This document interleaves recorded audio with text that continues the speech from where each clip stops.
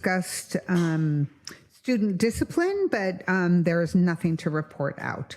So we will move on to open session, and I would ask if Mrs. Kiptia, since you are here, would you lead us in the Pledge of Allegiance? Can I stand here? Yep. All right. 1, 2, 3. I pledge allegiance to the flag of the United States of America and to the republic for which it stands, one nation, under God, indivisible, with liberty and justice for all. Beautifully done. Thank you very much. I will now hand it over to Mrs. Reed to give us an executive summary of our workshops. Thank you so much, President Hill. We really had the favor earlier this afternoon being joined by Oak Middle School and their lovely community. Principal Robert Castillo introduced 2 student speakers, Mackenzie and Summer, who just did this absolutely fabulous job in unison, partly, to the introduction to their student board report. Mr. Castillo really focused on champions for every student. He highlighted Mark Archoa, the Every Student Succeeding individual that was honored recently, as well as their Hero of the Heart, Amanda Drucker. And then we really closed by being able to applaud one of our classified employees of the year, Mrs. April Quinones. Thank you very much. It was very celebratory, and we really enjoyed having Oak in the house. We will now move on to one of our favorite parts of our meeting, and that is our student board report. Ms. Schmidt.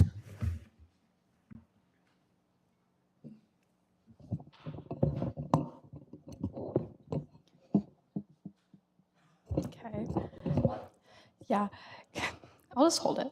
Good evening, Madam President, Superintendent Pulver, Executive Cabinet, members of the Los Alamitos community. My name is Bryn Schmidt, and I'm honored to serve as your student representative to the Board of Education from Los Alamitos High School. Here is my report. Activities. Did you know that blood is needed every 2 seconds? Thanks to the generosity of Los Alamitos High School students and staff, this past Friday, the Red Cross Club, in partnership with the American Red Cross, hosted a successful blood drive on campus. Together, they collected 55 units of blood, which has the potential to save more than 160 lives while supporting a consistent, available, and safe blood supply. Club members played an important role throughout the day, volunteering their time to help coordinate donor appointments, guide students to a donation site, and ensure that donors were properly hydrated and provided with snacks after giving blood. The event was further supported by generous food donations from local businesses, including Griffin's Grill, Los Alamitos Donuts, Nick's, and 7 Leaves. With the support of faculty, staff, students, and community partners, the Red Cross Club once again demonstrated the powerful impact of student leadership and service, making a meaningful difference in the lives of others. Academics. On February 25th, students and staff from Los Alamitos High School represented the district at the annual OC Pathways Showcase hosted by the Orange County Department of Education. The event highlights outstanding career technical education, or CTE, programs from across Orange County and provides students the opportunity to demonstrate the real-world skills they are developing through their pathway coursework. The high school participants represented 3 of the school's 7 CTE pathways: engineering, emergency response, and film and TV production. Students shared hands-on demonstrations and project displays that reflected the technical knowledge, collaboration, and problem-solving skills they are building through the programs. The OC Pathways Showcase celebrates the role of CTE in preparing students for college, career, and industry. Through these pathways, students gain applied learning experiences, exposure to industry-aligned tools and practices, and opportunities to explore further career fields while still in high school. Participation in this event highlights the strength of the district's CTE programs and the continued commitment to providing students with meaningful, career-connected learning opportunities. Athletics. During the 2026 season, the Los Alamitos High School varsity boys baseball team has demonstrated tremendous dedication, leadership, and school pride. Under the guidance of their head coach, Cameron Chin, and captains Rowan Shelley and Will Adam, the team is currently 3-3 on the season. One highlight so far was an impressive 18-1 victory over the Lakewood Lancers. The team continues to compete hard as they move further into their season. Beyond the field, the baseball team has been one of the most visible and supportive groups on campus, consistently showing up to football and basketball games, dressed in theme and cheering from the front to support their fellow Griffins. It is exciting to highlight a team that demonstrates such a strong school spirit, and we encourage our community to come out and support them as well. Their next home game is this Friday at 3:15. Arts. The District Improv Show brought together teams of four from nearly every school across the district for an evening filled with creativity, laughter, and school spirit. Faculty members showcased their quick wit and comedic talents through a variety of improv games, including favorites like Movie Director, Foursquare, Two-Line Vocab, Human Props, I Can Do It Better, and many more, which kept the audience thoroughly entertained throughout the event. The auditorium was packed with supportive students, many holding colorful posters and cheering enthusiastically for their schools, creating an electric and positive atmosphere. While the competition was friendly, each team brought great energy and enthusiasm to the stage. In the end, only one team could take home the win, and we were especially proud to see the Los Alamitos High School team earn the top spot, an exciting moment that was met with plenty of celebration and pride from our Griffin community. Student life. During fourth period, members of ASB and Kindness Collective hosted a Spring Fling Arts and Crafts event in partnership with our Life Skills program, creating a meaningful opportunity to connect with and support our life skills and special needs community. Led by student leaders Adrian Lopez and Ella Partisani, the event brought together many ASB and Kindness Collective members to spend time with their peers in a welcoming and inclusive environment. Students participated in a variety of spring-themed activities, including making pipe cleaner butterflies, paper chains, and pipe cleaner flower bouquets. The room was filled with creativity, laughter, and genuine connections as students worked side by side on their projects.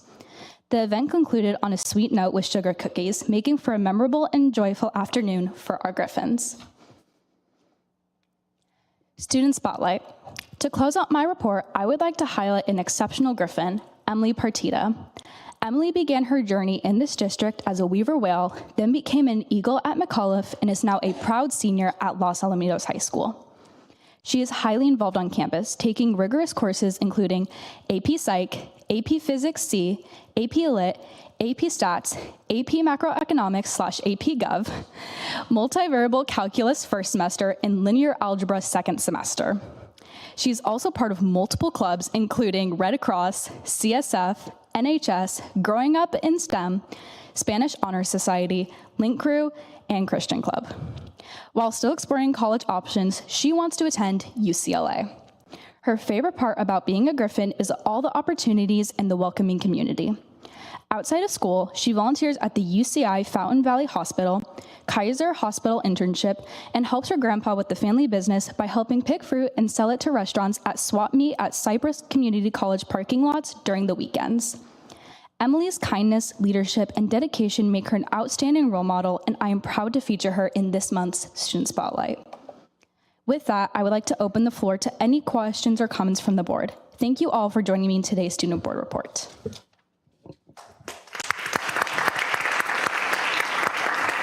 Thank you, Bren. Mr. Bragman.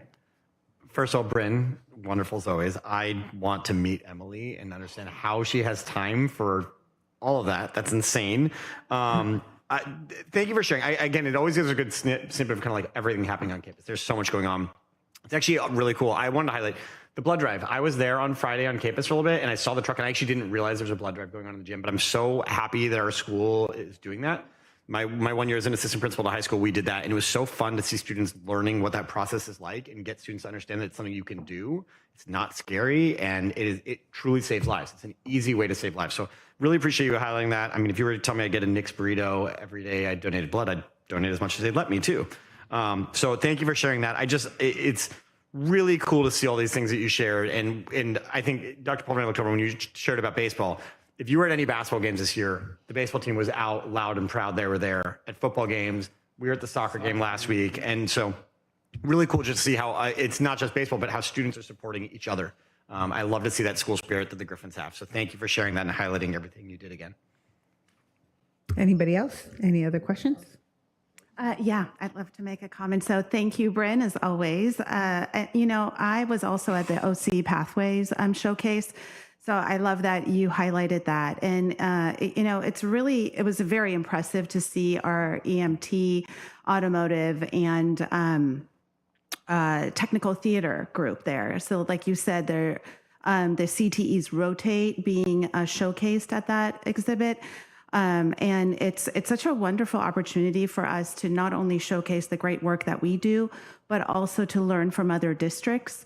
And I think, next year, Dr. Pulver was there with me. Next year, we thought, gosh, it would be so great to have even more people join us. And so thank you for highlighting that. The other thing that I just wanted to thank you for is highlighting that Kindness Club. Because, we have so many clubs and all of them deserve recognition.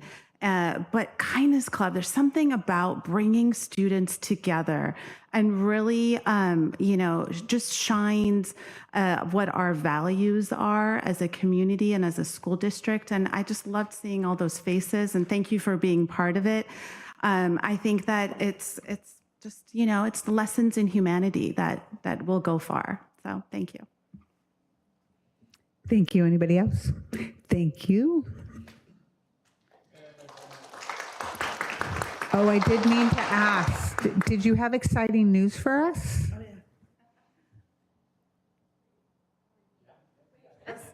Awesome. I officially got into my dream school, so I am going to SDSU as a freshman this fall.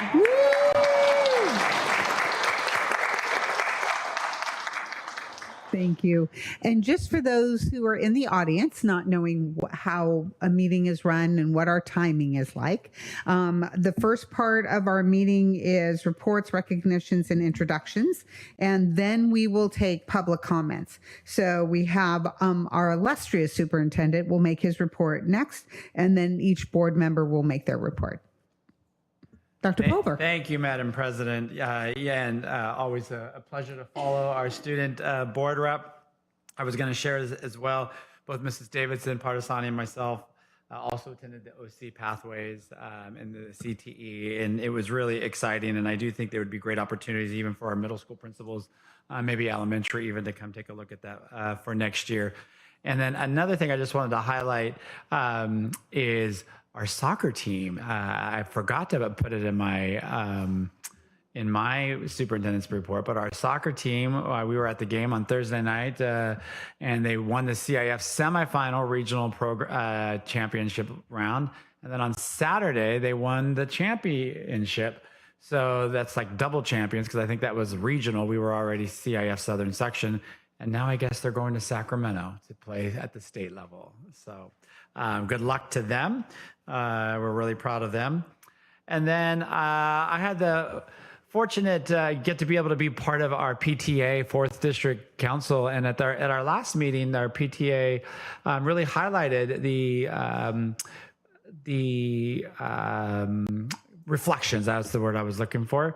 And our students get to submit artwork in all different genres of art. And then it goes on to the 4th district, which 4th district is basically all of Orange County. And then they'll go on from there. So these are our students who had various recipients from the 4th district PTA reflections in music, composition, photography, visual arts, dance, film, and literature. But there are 2 that we'll see that aren't on this because they actually received the 4th District Council's Award of Excellence. And these students' artworks are now advancing to the California State PTA, and they will be on exhibit, I believe, up in Sacramento. So Oliver Sepulveda Williams, who is a McGaw Elementary School student in visual arts, you can see his wonderful picture there. And then Mivan Shah, I hope I pronounced that close, who is a student at Lee Elementary, and such a beautiful artwork as well. So those are 2 winners from our district that are moving all the way up to the state. And I love that the PTA has this recognition each and every year for the art reflections.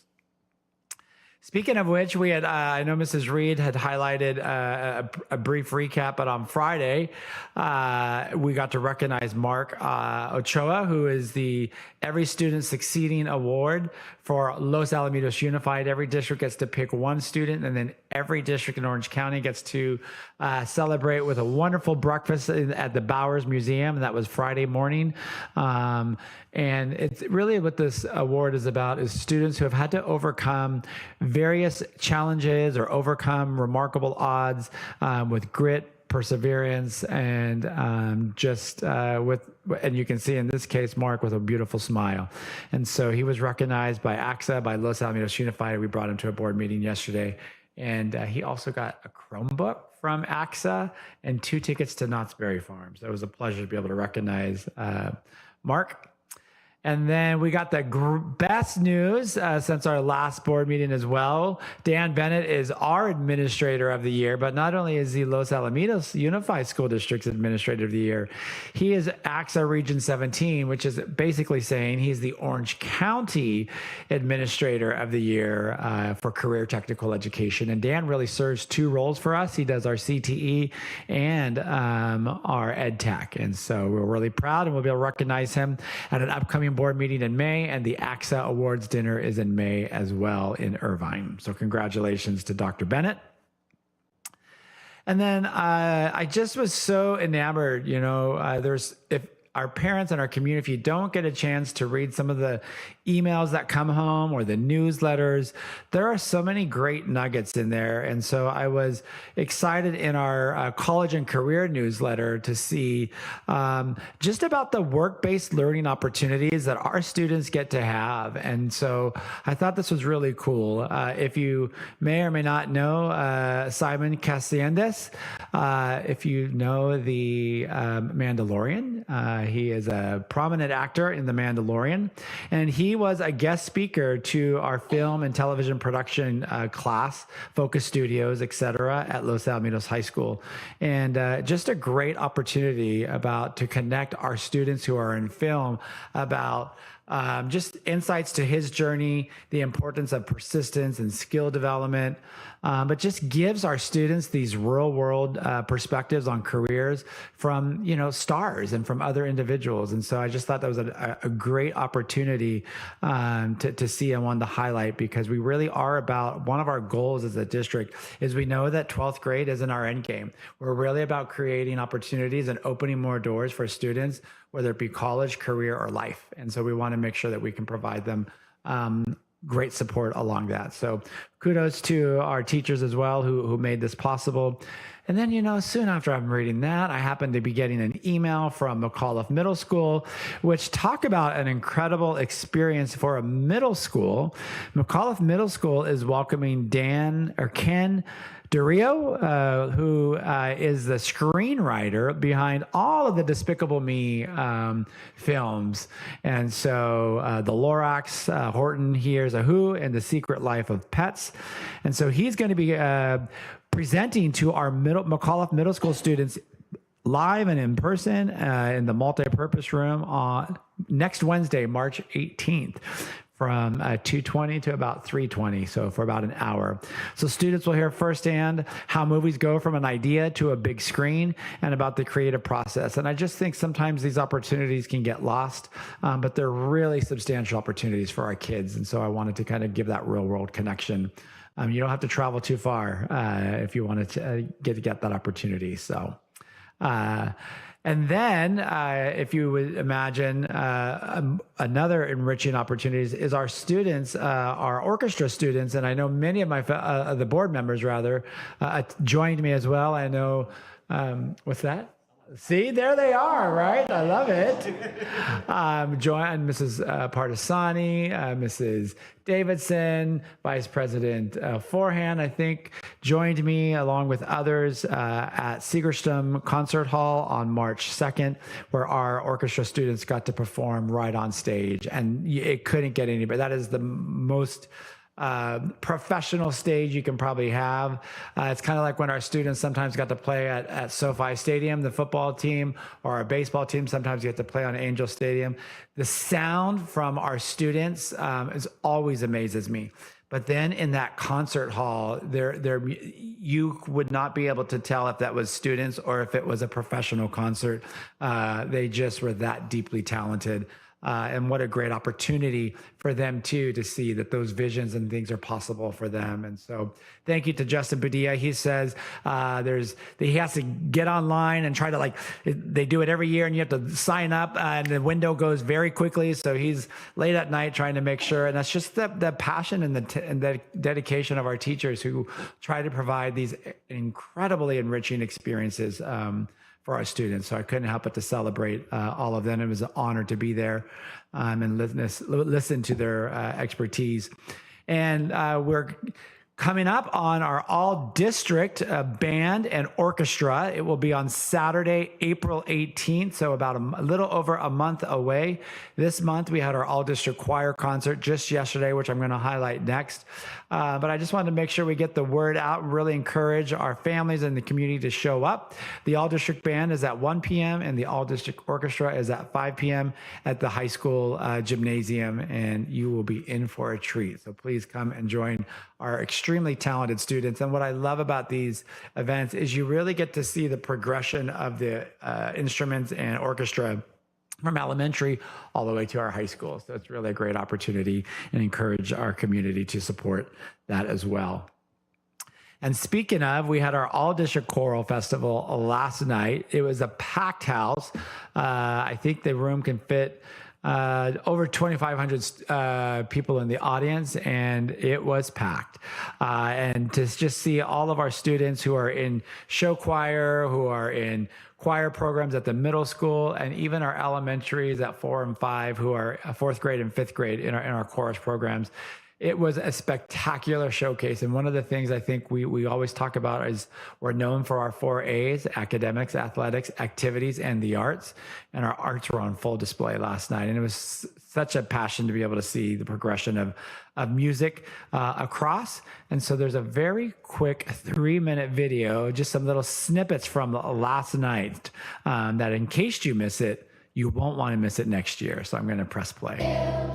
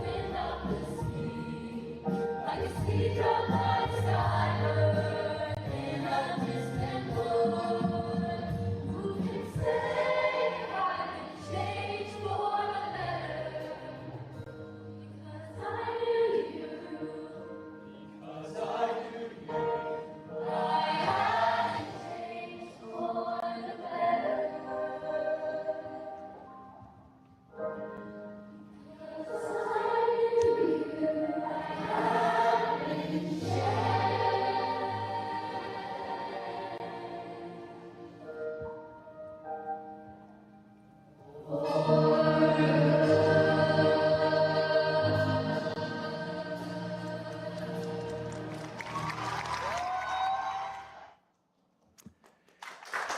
hard not to clap. So just, I know it's like why did we just cut that clip? I want to hear the rest of that piece of that song. So hopefully that if that sparked your interest, you're going to want to attend the All District Choral Festival next year. You know, our middle schools, I think there's 5 choirs at each of them, and then our high school as well. So, and each of them got to perform. So just a really wonderful, magical night. And then we hope you'll support us as well on April 18th for the All District Band and Orchestra. So that concludes my report. Amazing report. Thank you so much, Dr. Pulver. And I really appreciate you pointing out some of the extraordinary opportunities that our students have. It makes that education translate to real life and makes it really come alive for them. So thank you so much. So we will now go into board communication. And Mr. Forham, I'll start with you. Okay. My report starts with, we begin what I call, you don't have to go to Broadway or Carnegie Hall time of year. All you have to do is just stay here in the district and enjoy musical theater, drama, instrumental music right here in our home. And I attended and applaud Oaks Middle School Legends Are Made concert or musical presentation, Oaks Middle School Spring Concert, Los Al High's Orchestra at Segerstrom Concert Hall, The Great Gatsby by our drama kids, and then last night, of course, the Choral Festival was just plain wow. The robotics open house was amazing, and what talented and brilliant kids we have. Best of luck to our soccer team. I think I heard it's our first state championship in soccer. Our schools and staff do a huge job communicating with our families. In addition to their weekly newsletters, a shout out to the Oak Kids for their second newsletter. I especially enjoyed reading the article by Hazel Escobar on what the 8th graders are looking forward to as they promote Los Al High. A shout out to Nathan Berger, our athletic director, for his March 2026 athletics newsletter. Where he has the time to do this, I don't know. But he spotlights one of our athletes. And I liked how he gave us the highlights of sports we don't often hear much about, our beach volleyball team and wrestling. A shout out for Los Al High's college and career newsletter with a variety of deadlines they provide the kids, career guest speakers, grant opportunities, and so much more. And not to forget, of course, the Griffin News and the Griffin Gazette. And I always like to end with shout outs to our kids. And I too, Bryn, want to highlight the kindness clubs and all the clubs that are reaching out to help our special needs kids. And today's bocce ball event tugged at my heart completely. To Ella Partizani as Senior of the Month, congratulations. Just many accolades, I'm sure, that are still coming for this wonderful kid. And then I want to highlight the varsity baseball team too, because I got to hear all about a couple of Saturdays ago. They got all dressed up in uniforms and went out and made a difference for the Cypress Special Needs Pony Championship opening day event. And this Tuesday, the 17th, they are going to host the Life Skills kids pre-game for activities on the field. So that's great. And lastly, in the Career and Counseling newsletter, they also spotlight a student in their Los Al Works part of their newsletter. A shout out to Dane Stilinovich. While attending Los Al, he also is the lead developer for a Minecraft event company where he builds Java plugins and back-end systems for events for 200 to 300 players. Really? I don't even understand a word I just read. He plans to go on and get a degree in computer science, then a master's focused on machine learning and AI, and as a machine learning engineer, build AI tools that improve workflows and decision-making to support but not replace human work. He states at Los Al and in his Minecraft job, he had to communicate technical work clearly. He had to learn to collaborate with teams and build tools that support real life operations. So I think all these kids and all our programs have changed me for the better, which is our theme for the year. So thank you. Thank you, Mr. Forham. I'm going to change it up a little bit. Ms. Davidson. I told you I'm changing I it up. know. Thank you. Keep us on our toes.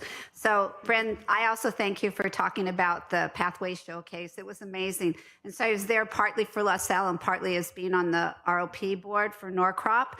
And it was spectacular to see what's going on across the county. And our students have opportunities. If there's an ROP class that we don't have, you can take it during the summer. And actually, LaSalle has the highest percentage of students enrolled in Norcrop summer classes of any of the high schools in Norcrop among the districts there. So we're already well represented. Thank you to all of you who've talked about the arts. When you only have board meetings once a month, it's a little hard, especially now. You all know there's just a million presentations, but Segerstrom, that was absolutely astounding. The sound system, but think about the sound system if you wouldn't have sounded like you did. That would have been horrifying. Instead, you sounded like a professional orchestra, so thank you. They didn't everything sounded perfect. Last night's extravaganza was absolute joy. And I'm so grateful to Mrs. Reed and all of your team who orchestrated or oversaw a lot of it, and to the choir directors that do phenomenal jobs and create all these miraculous gifts to us in the district. One of the things that I am going to focus on is I went with the PTA to Sacramento on Sacramento Safari. It's an annual trip, and we haven't sent a board member for a while. It was supposed to go during COVID, but obviously that got shut down. And it was a wonderful two-day opportunity. The first day there were 5 of us. The first day we spent listening to legislators and talking and hearing what they had to say, asking questions, experts on the budget, people who understood the issues that involve education. The next morning we were trained in advocacy one-on-one with assembly people. And we met in the afternoon. Our group, 5 of us, met with Trita, who's our assembly person. And what I have to say came out of this is it's the incredible importance of being advocates. And that's whether you come to a board meeting and advocate, whether you go to a city council meeting, whether you go to the office of your assembly representative. It was evident throughout the day, the assembly people who were truly one of their passions was education. And then there were times when I really felt like the assembly person needed to be enlightened. And I think sometimes, not by me, but enlightened. I think sometimes we assume that they have all-knowing knowledge, but they get gigantic numbers of bills in front of them. They propose huge numbers of bills. And a lot of times I think people look at Los Alamitos and think, wow, everything's going perfectly there. They don't need anything. That's just not true. We are the lowest funded unified district in Orange County, and we do so well largely because of a community that loves, supports us, and makes things happen. So advocacy is really key, and I hope all of us take that to heart. I know I plan to get even more engaged. So that's my focus right now. I wanted to talk about advocacy that comes from our high school campus. One of the big ideas woven into our studies of literature and history when I was at McAuliffe was power has a voice. Reflecting on the importance of using our voices in this world, I would like to honor 2 student groups tonight who model the best dedication, commitment, and advocacy. The first group is not here, but we are fortunate enough to have the second group join us. Advocacy at its best happens when people come together seeking to build a better quality of life in our communities, nations, and the world. The day after our last board meeting, over 300 LaSalle students peacefully left the classrooms in unity with the high school students across the country to take a stand for the rights of their fellow students who feel forced into the shadows because they're from immigrant families. In my 7 years in this position, it's our students. Our students have spoken before the board, written emails, staged protests, faced adversity, made fabulous suggestions for programs as they took a stand for ethnic studies, mental health, campus safety and human rights. As the march on February 11th began, my husband and I followed along with parents and other community members to make sure the students were safe.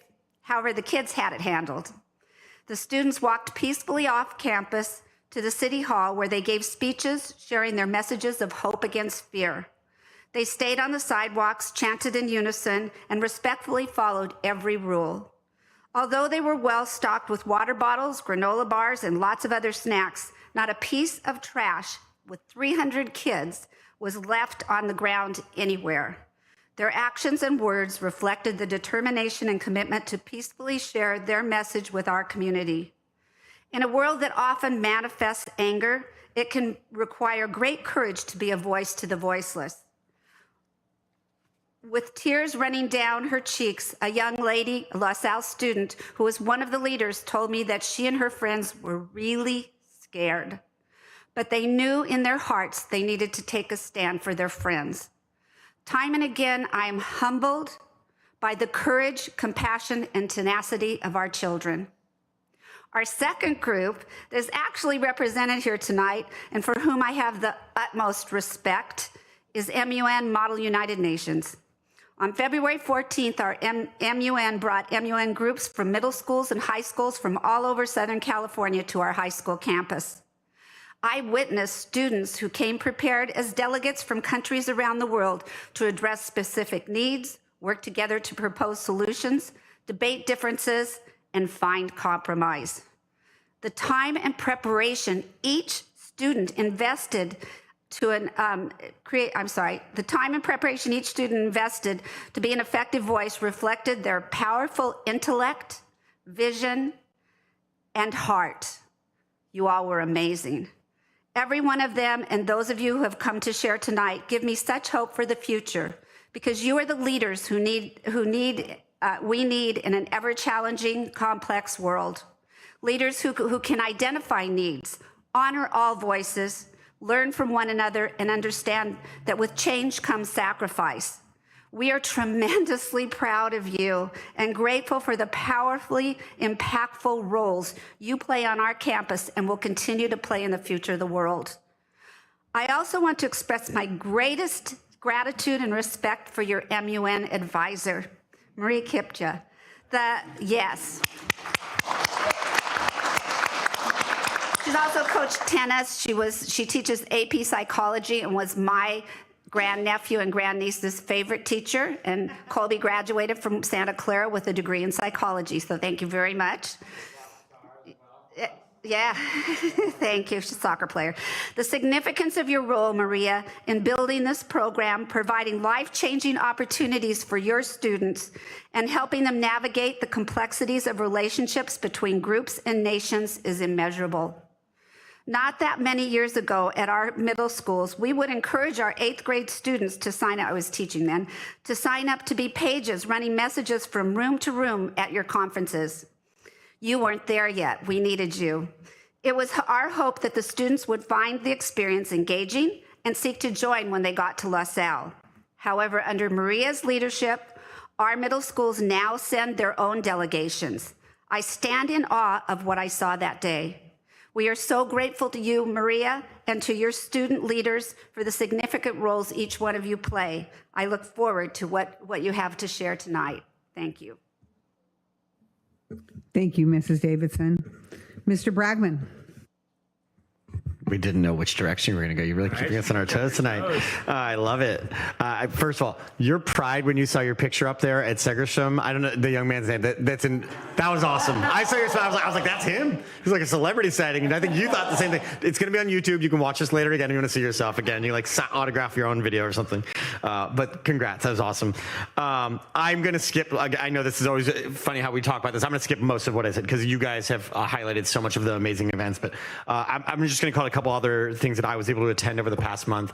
I do want to shout out the soccer team was amazing. If you were at the soccer game last Thursday on campus, we had 2 forfeits leading up to the game, 2 forfeits by the other teams that moved us to a point in the CIF playoffs that was not expected. And that's really rough for the kids who really wanted to win and celebrate and have that feeling of a championship. And we hosted an event on campus the Monday after they won the CIF championship for a Southern section, which I know is special, but to actually have a game after about 2 weeks without a game and host the regional semifinals on campus in the evening with brand new lights or the Griffin Center to light up different colors. It was a truly magical night for our young men that were on that field. And I think for their families, for the people that were out in spirit cheering them on, it was just such a cool experience. I know some of us up here were there, but it was just a wonderful experience. And I am so proud of them for having gone and beaten a team on Saturday who hadn't lost a playoff game in 15 games. They won the CIF state championships, I think, the last 2 years, and so we were the underdog, and I'm really proud of our team for doing that, and hope they do their best up in Sacramento this weekend.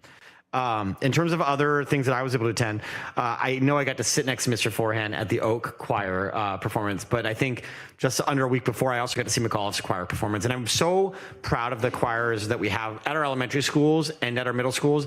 And you can really see the impact that Miss Wallace and Mr. O'Connell have and the way in which they are dedicating their time to growing students so that they're ready for the high school performance. When you see what we saw last night at the amazing all-district choir performance, and you see how they performed in Burbank, the high school, it's because of the work that gets put in when students are in elementary, middle school. And so I'm really excited by the future of our programs. It was really fun to see in the support in which these teachers provide to make sure students are learning and feeling safe to learn dance moves and sing when many of the students have never had choir before. So I love getting to see both McAuliffe and Oak really shined, and then to see it all come together yesterday with elementary, middle, and high school was great. Again, shout out Miss Reed and the entire team. Every one of our administrators was there working. You know, it was a wonderful event, always is every year. Another event that I just think is worth highlighting is LAIF's Night Out. LAIF is a huge partner to us as a district and provides so many amazing grants and funds to our schools. They had their big fundraiser a week and a half ago. I think it was 2 weeks. 2 weeks ago, we're going to end of February, a couple Saturdays ago, in which they have a live auction and a band. They hosted the Seal Beach Pickleball and Tennis Center for the second time. Very different format than they used to run the event, but money was made that's going to be coming right back to serving our students in our schools and our community. And so I'm so thankful for LAIF. Really fun night. They have a band. There's dancing, but the auctioneer here sitting to my right helps raise money. And again, that money comes directly back to serving our students. And I'm so thankful that LAIF is committed to being such great partners to us as a school district year in and year out. So I really want to shout them out. And then the last thing I'll share that I was able to do was last week I was able to visit Hopkinson, which I hadn't actually gotten to do a walkthrough on that campus this year. I've been there a couple times for other events and things like that, but to be able to visit Hopkinson and just see the atmosphere and feel the culture that they have, the Husky pride is just glowing. And I know Dr. Pulver, myself, Ms. Pichardo were on the floor as students were checking in and doing mood meters. You can really see the Yale ruler work coming into play at Hopkinson and hearing how students appreciate each other and sharing their feelings. And I think the academic outcomes come so much from the students feeling safe and comforted on that campus. So I really want to shout out everyone really that makes that happen. Mr. Farver all the way down. The teachers, they were engaging with us. We were in the CDC playing with whipped cream and little water beads. And then we go into 5th grade and in another place where we see class to class, the same instruction going on. We see them going from class to class where we can go literally from one door to the next and you see the same place in a lesson, the same book, the same chapter, the same conversations happening, which shows how teachers are so aligned to push our students in the right direction and have them be successful. So again, all the amazing events that you all shared about, I'm so grateful to be a part of this district and to be able to participate in. Friday, yes, the high school is hosting the extravaganza, which is our own hosted choir event. So if you can make it on Friday, they are long to Friday and Saturday. Friday is the middle schools, Saturday is the high school. Come out, it's fun. It's really fun to see the middle schoolers on Friday. I know I'll be there Friday for quite a while. It's a late night, so decide if you're gonna have your coffee or be ready to stay up late both days. But if you can make it over to the high school, it shows great support to our team. I think it's also fundraising for our choir programs to be able to host their own event. You'll see our students participating and helping, and our choirs get to perform again. Middle schools will perform, and then the high schools will do little showcases. They usually do like one piece from their shows too. So hope to see people at choir on Friday and Saturday again. Thank you, Mr. Bragman. Mrs. Partisani. Okay, well, thank you. February may have been a short month, but I have to say it was a really busy one. I had the chance to see our students learning, performing, competing, and exploring future opportunities in so many different ways. So we touched on many of those, so I will not repeat, but I do want to highlight a couple of firsts for me.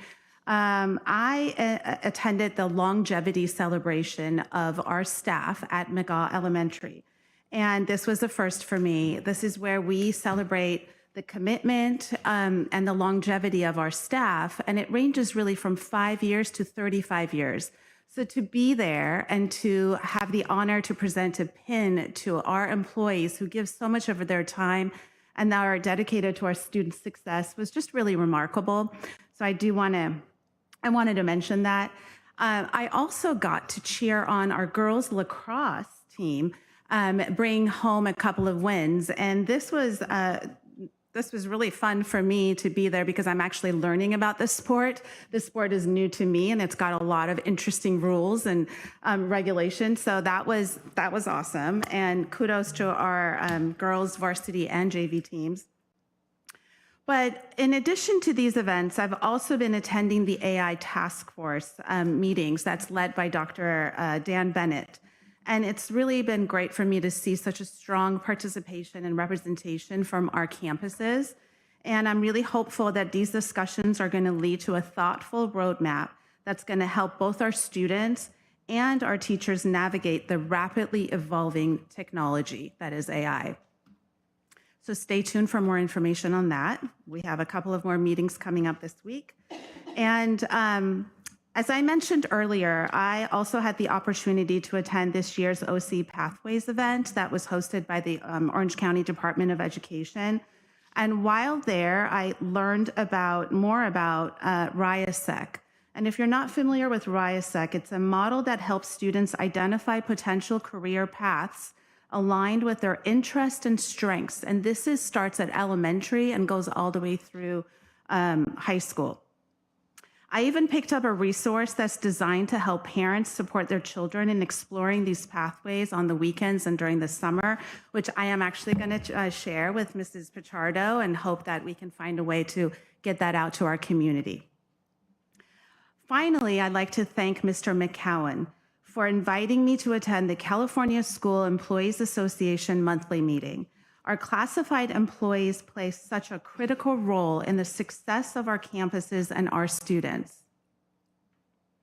And it was an honor to be there representing the board. I was impressed by their candor and their thoughtful suggestions they shared about how the district can continue ensuring that they would continue to feel valued and have a voice in the process. And honestly, it's conversations like these that remind me that when we support the adults in our system, that we create a stronger environment for our students to learn and thrive. So thank you to all of our staff for the work that you do every day. And with that, I'll turn it back to you. Thank you very much. I will be very quick. And I think that the public and our audience knows that we are a very active board, and most of us are at the majority of these different events. We try to really make sure that we cover as many as we possibly can. There's a lot of activity going on in LaSalle. So just very quickly, I will talk. I had the opportunity to just be able to sit in on the PTA council meeting. So we also all sit on committees. And so a variety of committees are involved in our district. And so each one of us have a couple of committees that we sit on. And we have a rotating school board. Mrs. Davidson is the constant on the PTA council, and then we rotate. And so that was a really brilliant idea because I just really think it's really important for us to hear what is going on at each site with all of our parents that are supporting each one of our sites. And PTA council is all the presidents from each PTA come together and they have a council meeting. And so they share best practices and they share what's going on at their sites. And they also talk about governance and they also talk about different rules and regulations. They had a great deal of conversation about advocacy because that's what PTA was first based on advocacy.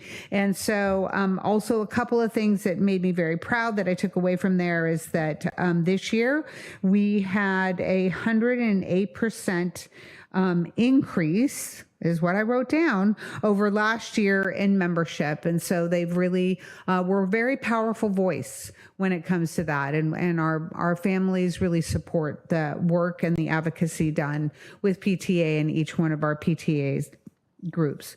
So I was really grateful and thankful that I could be at that meeting.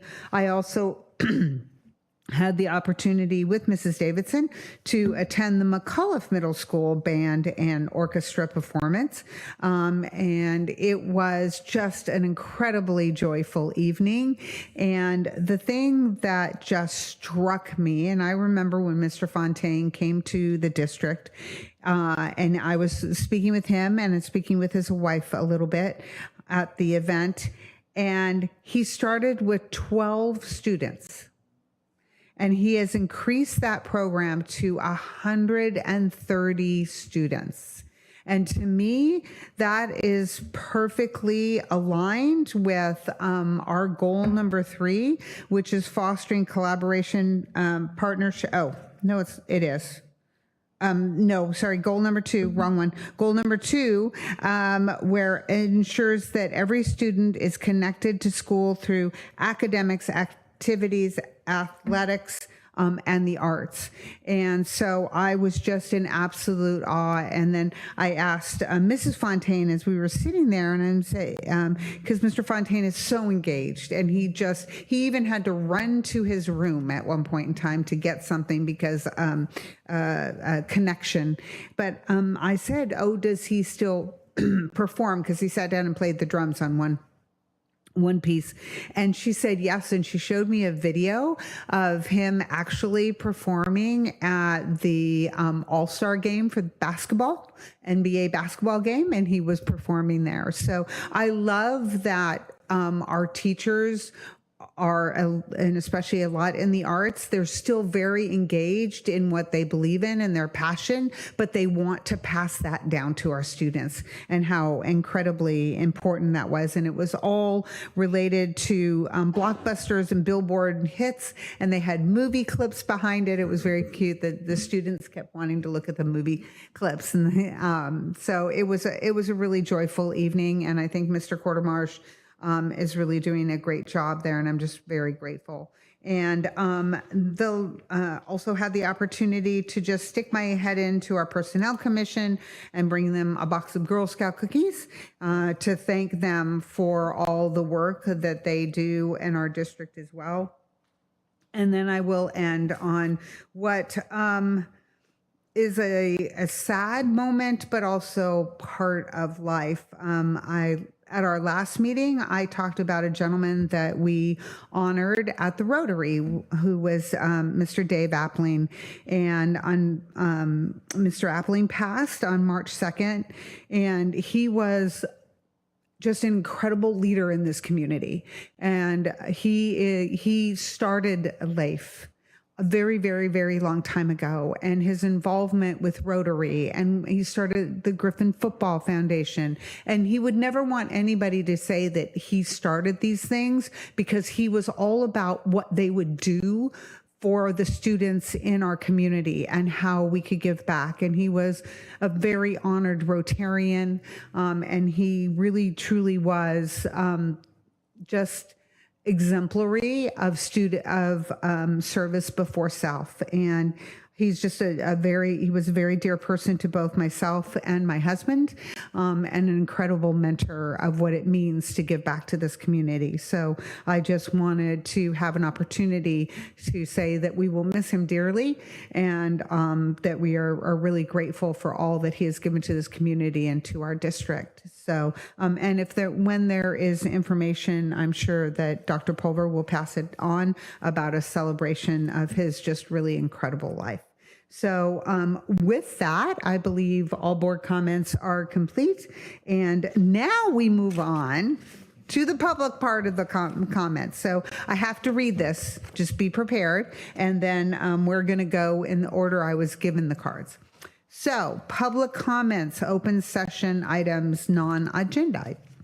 The board welcomes input from the public. This is an opportunity for the community members to provide public comment to the board on agenda items or items not listed on the agenda. Persons wishing to address the board should complete a speaker request card prior to the start of the meeting. Each speaker is limited to a maximum of 3 minutes. Public comment is limited to a total of 30 minutes. Comment cards can be submitted to the district office anytime before 9 a.m. on the day of the board meeting, and also will be accepted at the start of the board meeting at 6 p.m. A speaker may not relinquish his or her time to another. And when addressing the board, speakers are requested to address the board from the podium and state their name and adhere to the time limits. You'll have a little buzzer up there, little lights up there that show you. The board will not take any action or discuss any of the items not appearing on the posted agenda and cannot immediately respond to public comments. Speakers are cautioned under the California law. No person is immune from liability for making intentionally false or defamatory comments regarding any person simply because those comments are made in public. So with that, I have to read it every time. We would love to be able to start our public comment. And Maria Kiptia. Okay, good evening, everyone. My name is Maria Kiptia, and I am the advisor for this little club on campus, Model United Nations. I want to start just by telling you a little bit about how this fell into my lap, but like all funny coincidences, I really didn't know what I was getting into. And when I was a student teacher here at the high school, one of our great, legendary, all-time, my mentor, and now, I'm so proud to call him my friend, Mark Celestin, told me, hey, you know what? You should try to get involved with as much as you can just to see what life is like at LoSal. And I said, sure. So I joined this club, and we began with 6 students, and they were so gung-ho. And I said, just give me some time. I'll get to know what it's all about. And so we started competing at local conferences, and then we had our own mini mock conferences at school. And just to give you an idea of what a conference is like, it's like a work day. It's actually longer than a school day. We leave LoSal at around 8 o'clock in the morning, and we come back at about 5 p.m. And it's on all Saturdays. And so the kids actually, they're not doing this for a grade.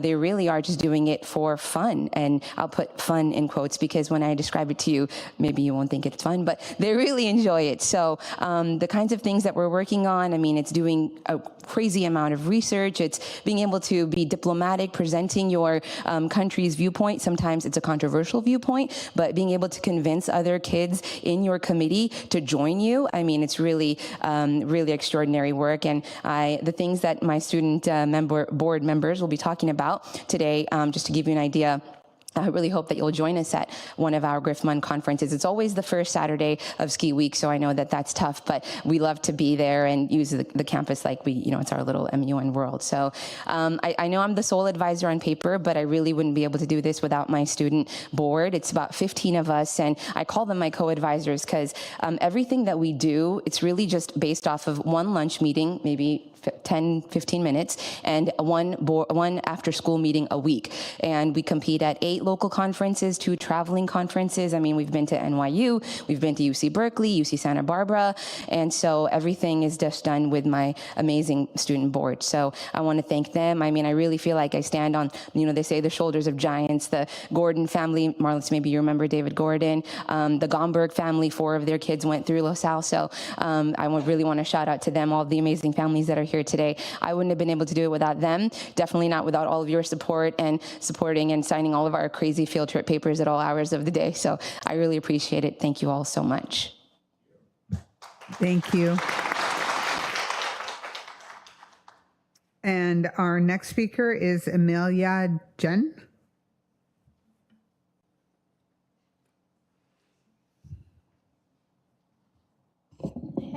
Good evening, distinguished members of the board and esteemed district staff, and then Bryn. I just want to start by thanking Mrs. Davidson for inviting us to speak here tonight. So, as Madam President said, my name is Amelia Jen, and this year I've had the honor of serving as LoSal MUN Team's Secretary General or President. And as a 4-year member of the program, I feel like I've grown so much both as an individual and as a delegate. And then tonight, I just want to speak a little bit on my experiences with that and how it's honestly such an invaluable experience for all the students in our committee to develop public speaking skills, formulate arguments, practice diplomacy and negotiation, and then build coalitions and resolve conflicts. So in continuation of what Ms. Kay has already shared about MUN, I just wanted to highlight that it teaches so many skills that I feel like are applicable in the real world. For instance, students learn how to effectively research and they write papers for every conference, speak in front of a fairly large audience. I feel like I've had a committee where it's been over 100 people, and then just collaborate with individuals who might not agree with them. And then across our clubs at the high school and middle school, we have over 100 members ranging from 6th grade to seniors, so it's grown quite large. And then I joined the club my freshman year and attended my first conference in December of 2002. And I remember after opening ceremonies ended, I followed my chair to my committee room where there were about 30 other students who were really well prepared. I think some of the students had been prepping for about a month, and I wrote my speech the night before. So to say I was terrified was kind of an understatement. And then over the course of that committee, I spoke about 4 times, and every time I was looking down at my notes, speaking really quietly. I think the chairs asked me to speak up a few times. And then after that, I sought out some older students for advice, and that definitely helped me grow as a delegate and as a leader. And 2 of the people I sought out actually ended up being club presidents before me, so that's pretty cool.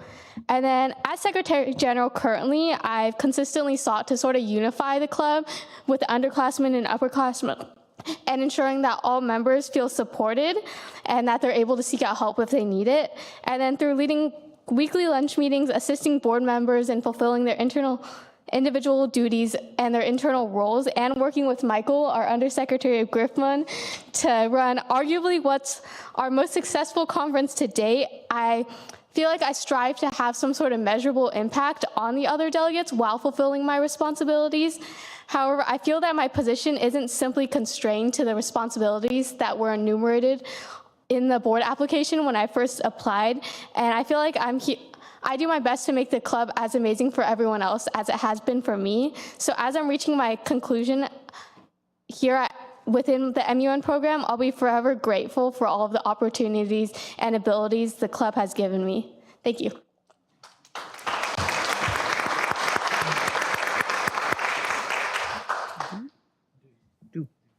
Du Dang.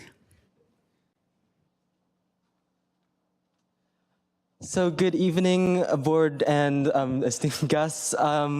I'd like to first thank you all for your kind comments about our orchestra program. Truly, we had a blast being on stage at Segestrom, and it's honestly uplifting to hear all your positive comments about our performances. Truly, it brings a smile to my face that all of you were able to enjoy our music.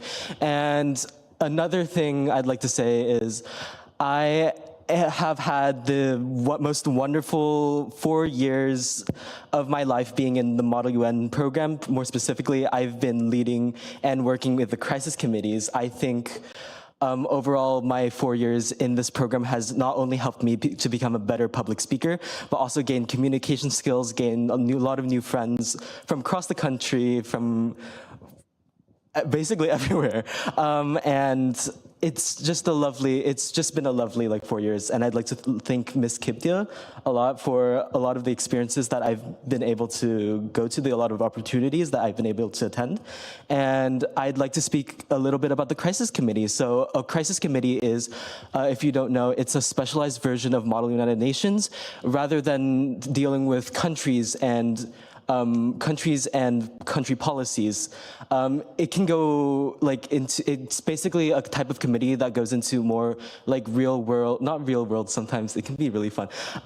I'd just like to say for crisis committees, they can be like as fun. Like we did a Fallout committee this season. If you have an Amazon subscription, you know that there's like a Fallout show.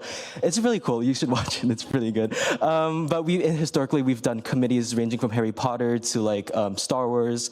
It's basically a type of committee where you deal with fast-paced live action the committees that you have to make decisions really quickly. And what I've seen from these committees is that students get a lot of experience working together really quickly on issues, working together really fast and working together really eloquently, might I add, because they have to create like really fast-paced solutions. And through the course of this past year, we've been able to see I've been personally able to see a lot of students from freshmen, from sophomores, juniors, seniors, all grow into this type of niche, learn how to like communicate with each other more professionally, more like fun.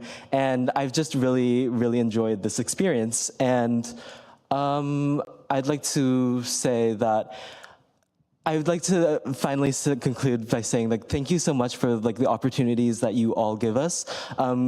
Model UN could not be what it is without your support, and it is an honor to just be here in the district, to be able to be given these opportunities, and thank you.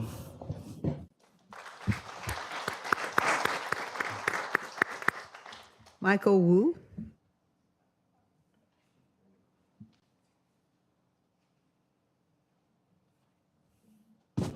Good evening, distinguished board. My name is Michael Wu. I am the Undersecretary of GRIFMUN, as Amelia Jen, our Secretary General, mentioned, and I'm incredibly glad to address you guys today to talk about what an amazing conference we had just this February 14th. It's always the first Saturday of Ski Week every year, and this was the 10th conference. How do I hold this? This is the 10th conference. Okay, this is the 10th conference that we've had for GRIFMUN, and it's been absolutely incredible to help direct this program. And I just wanted to say that thank you first and foremost to Mr. Forehand, to Mrs. Davidson for coming to our event and for helping support us, and for the entire board for helping support our MUN program and to recognize the amazing possibilities that it opens for lots of the high school and middle school students. So I wanted to talk about the experience at GRIFMUN because this is my second year on MUN and my first year as a board member. And honestly, MUN has been such a transformative experience. And our conference is one of the most amazing events ever.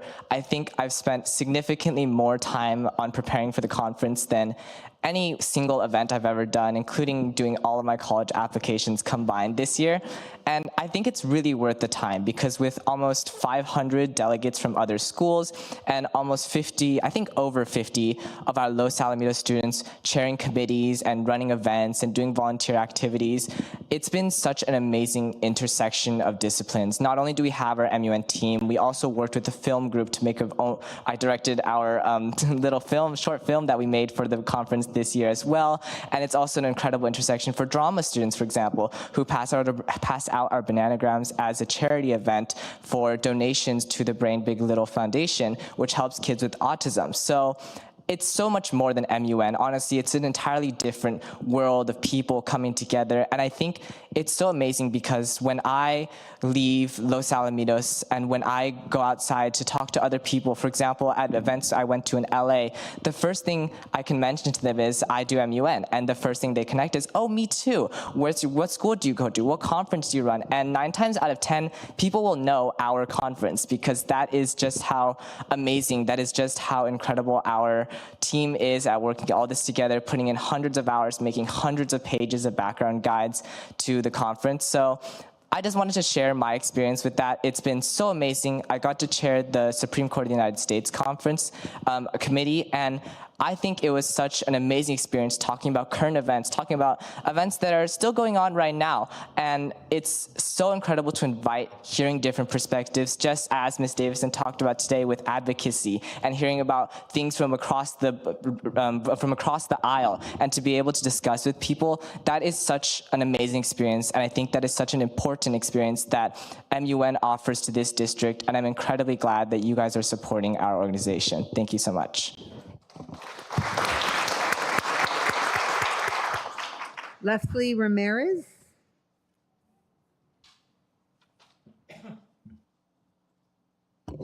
Fellow District Board, my name is Leslie Ramirez, and I am MUN's Undersecretary of Outreach.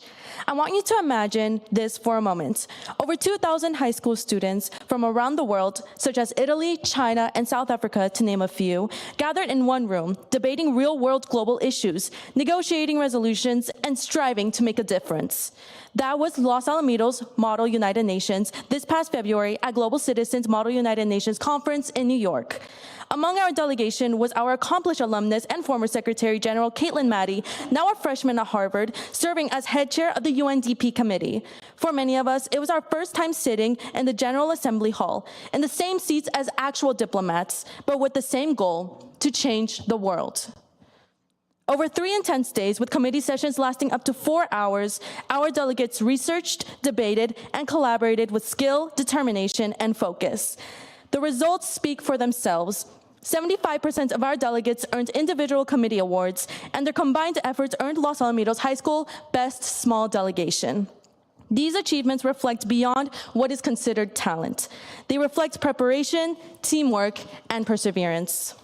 But none of this would have been possible without our advisor, Ms. Maria Kiptia. For me personally, this was my first time so far from home, across the country in New York. While others navigated the city with ease, I found guidance and support in Ms. K.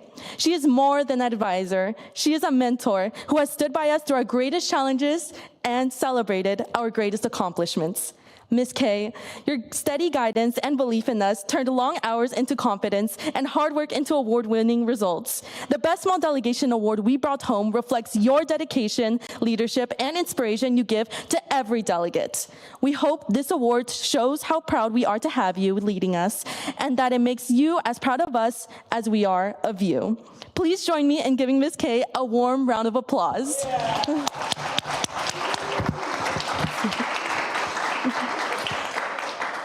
Thank you for your time and consideration. I yield the rest of my time to the district board. Have a wonderful evening.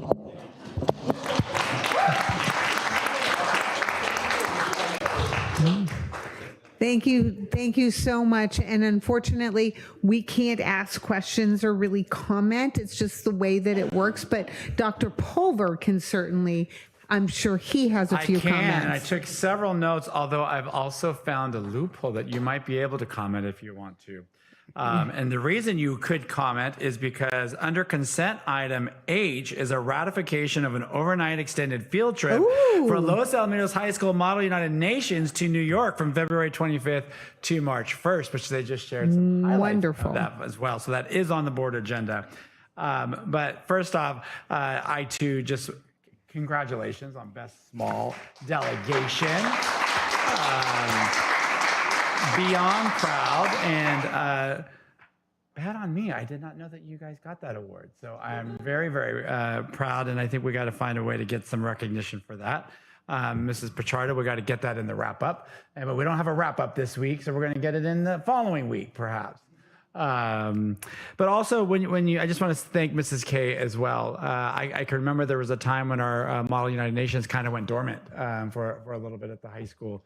And to see the resurgence, and it really takes, and we say this a lot, it's everything about the teacher, the advisor, or the adult who's going to really help be there and motivate our students. And then when you can see the talented students that we have. But when you listen to these lifelong lessons that we all need, and this nation needs, and our world needs, practice diplomacy. Resolving conflict and coming together. Just obviously, clearly you guys have no problem with public speaking, so it's done a great job in that process. But really building coalitions, and I think that's a really hard thing to do as a country, as a society, and the fact that you are learning those skills to build coalitions and to get people to follow and move alongside you for a greater cause.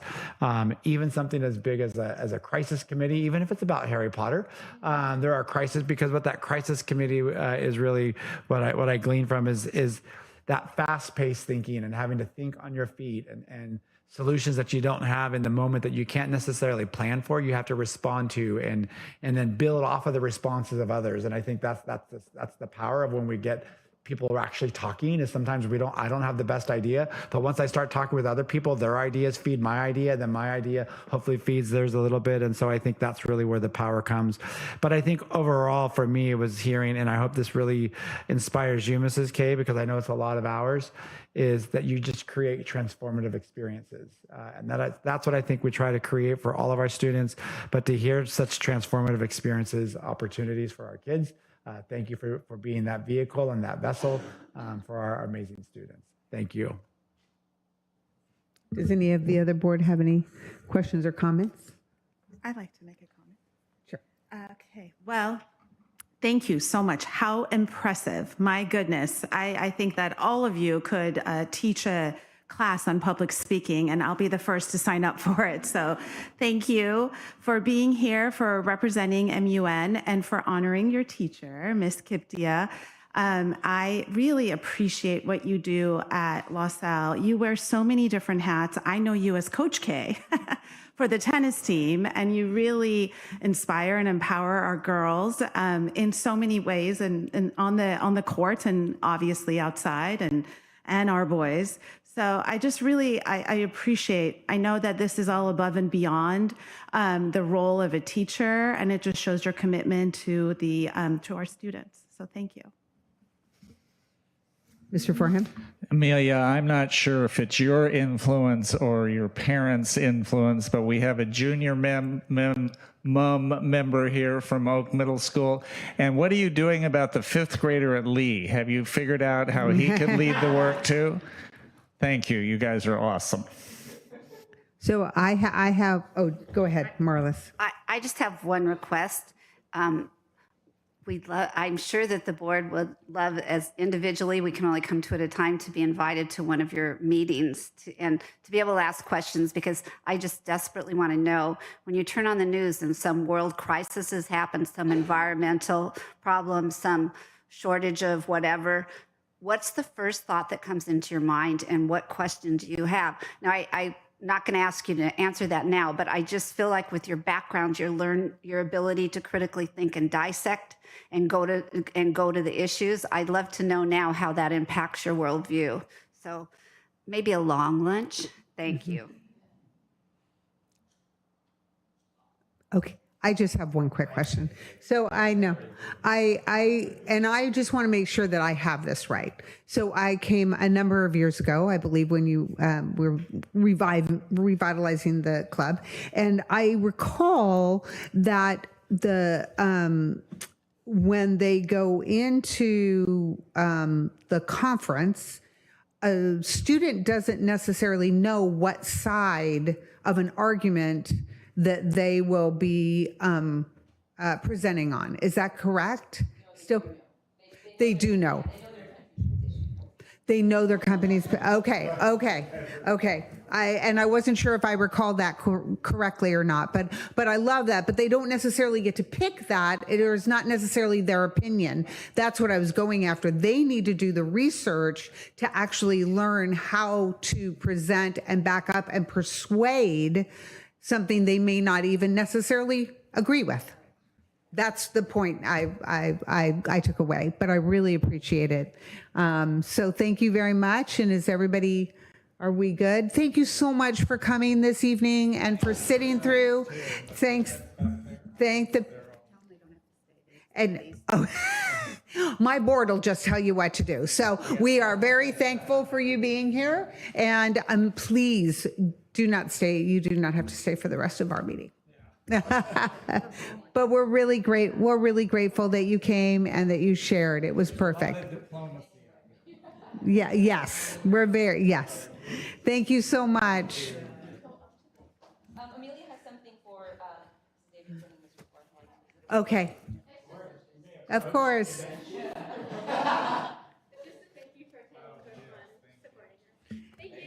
Thank you. Dr. Jen,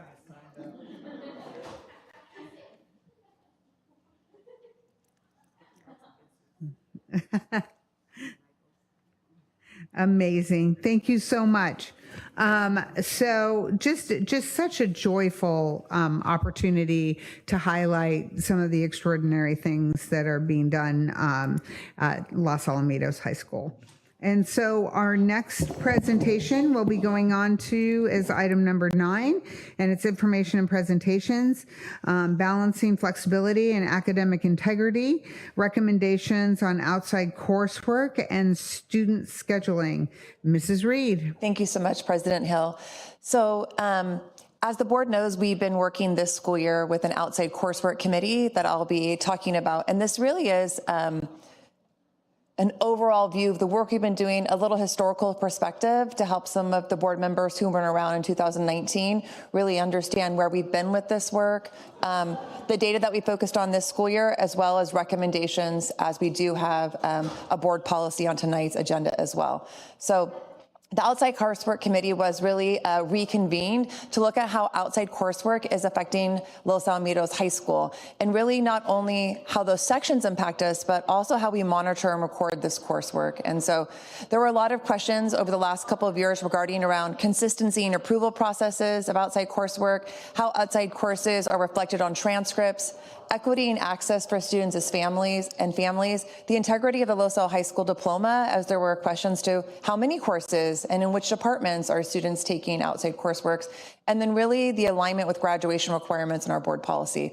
And so as a committee, we came together to really review current policies, develop recommendations that really focus on equity, clarity, and alignment, not only with Ed Code, but also with district policy. And as you can imagine, outside coursework has really taken on a different life since the pandemic, when online courses really became highly accessible to students from multiple outside institutions. And so being on top of board policy and regularly looking at it, I think is something that came from this committee as well, that this needs to be something annually that we look at as education is shaping and evolving. And so the committee charge really was to not only look at current district policies and practices, but also the practices in comparable school districts. Student participation trends and course taking patterns that we've looked at from 2018 forward, our transcript practices and GPA implications, and then impact on course enrollment, staffing, and then program offerings. And so the ultimate goal really was to identify where policy clarification on guardrails maybe would be needed in terms of maintaining student opportunity and flexibility, but also making sure that we felt comfortable about the academic integrity of when a student receives a Los Al High School diploma and the opportunities that we offer them in their 4 years with us. And so the committee was very diverse. And so Dr. Bennett and myself really helped co-facilitate the committee. We had 4 members of the high school administration team. And then we put out an open call to departments across the high school campus to give us teacher representatives to bring a lens from each of the departments on campus. And so you can see we have a plethora of teachers. And so really this structure was really pivotal to ensure that site level classroom and district perspectives are really represented as we started analyzing and exploring the implications of this work. And so our committee process up to this point has really been 2 meetings. Our first meeting in January, we really focused on providing a common schema for our committee members. So reviewing our history of outside coursework here in the school district, reviewing what Griffin Connections is, the impact that it's had, and its projected impact moving forward, identifying key questions and concerns, and then really coming together to identify that data that we would need to start moving forward as a body to make pivotal recommendations. And so we came back together on February 23rd. We looked at all of the data that committee members wanted to take into consideration. We analyzed that data and looked at trends. We did an examination of program and scheduling impacts. We talked about policy considerations, and then ultimately the committee did give some recommendations on board policy and AR revisions. And so we really focused on intentionally moving from questions to data to policy direction as part of this. And really this, oh, go ahead. No, I finish that, but before you go on the next slide, I've got a question. You got it. Thank you. And really, I wanted to bring the board's attention back to this charge really began on March 12th, 2018. So the board that was sitting in the seats at that time heard from teachers who, for the first time, were noticing a lesser number of students completing core history, social science courses on our campus. And that would be world history, US history, and then the pairing of semester courses of economics and student and government. And so the board gave direction at that time to form a committee that we called the Online Alternative Scheduling Committee that really worked for a year and a half, almost 2 years, to produce something that initially did make impacts. And so that now is known as Griffin Connections. And so I am going to take us back eventually through a little bit of that history to see what that looks like moving forward, because it still does play a pivotal role in how we provide summer opportunities with LaSalle High School staff to really help ensure that our students get to have a history social science experience with our teachers. So I have no question because you read my mind. Perfect. Because it was to better understand in the history of Griffin Connections. I have it, but I know the rest of the board does not. So absolutely. Thank you. And so to take us back in time a little bit, summer of 2019, we really dug in and did a lot of work. And so I do want to bring the board's attention to the difference in coursework that's taken online or off campus. Some of it's remediation, and we need to allow students to do that. We do not offer every course that a student may not pass. And so our summer credit recovery is really to the key graduation courses. So if I'm a student who, for example, did not do well in pre-calculus, we do not offer a pre-calculus summer course, so off-campus remediation of that grade would be necessary. First instruction would mean I'm taking an off-site course that's going to count for a high school graduation requirement for something as for first instruction, a course I have not taken. So it's not something I'm taking for a second time. It's literally replacing the first time I would have sat in that course on the Los Alamitos High School campus. And so when we looked at the summer of 2019, there were 305 students who completed 391 full-year courses that summer, and 319 of those courses happened to be the 3 core social science courses. So 81% of the coursework completed off-site in the summer of 2019 were all around world history, US history, and then the pairing of American political traditions, also known as government, and econ. And so at that point, our initial committee really focused on a solution to those 3 courses because 81% of our offsite courses were happening in our core social science. And so a lot of the why is that there isn't a lot of course articulation between those history social science classes. So if you think of a science, a mathematics, a world language, those really build upon each other and have an articulation, scope, and sequence. And so they're much, I'd say they're more preferable to take full school year in a sequential order, whereas history social science courses, although the skills and the analysis build upon each other, the content is separate. World history, US history, economics, and government. And so I think students feel better equipped to take those in a shorter period of time because the sequence and the daily repetitiveness of like a world language doesn't hit there. And so we really focused not only on looking at those courses, but doing a little digging into what are students replacing in their schedule when they took those courses during the summer as well. And so just to give you a perspective of the impact that Griffin Connections had in their first summer, summer 2019 was our last summer pre-Griffin Connections, where we had 319 of our core social science courses taken outside of Los Alamitos High School. And summer of 2020 was our first Griffin Connections or post-Griffin Connections summer. And so we were able to reduce by 52% the number of core history social science courses taken off-site. And so for us, that was a huge step forward to be able to take what was very large and knock that down by 52%. As we fast forward and we take that view a little longer, these are all Griffin Connections years, and look at the summers of 2019 through summer of 2025, that yellow box still highlights the number of social science courses taken outside Los Alamitos High School. You can see that we are consistently in that last row offering more Griffin Connections summer course, but you can see after summer of 2020 that we're once again seeing a return to the number of students who are still seeking outside core history social science courses. So you can see that we're still making a great impact. We went from offering 138 courses in 2020 to 172 but you can see that the number of social science courses is also increasing, kind of in alignment with our offerings.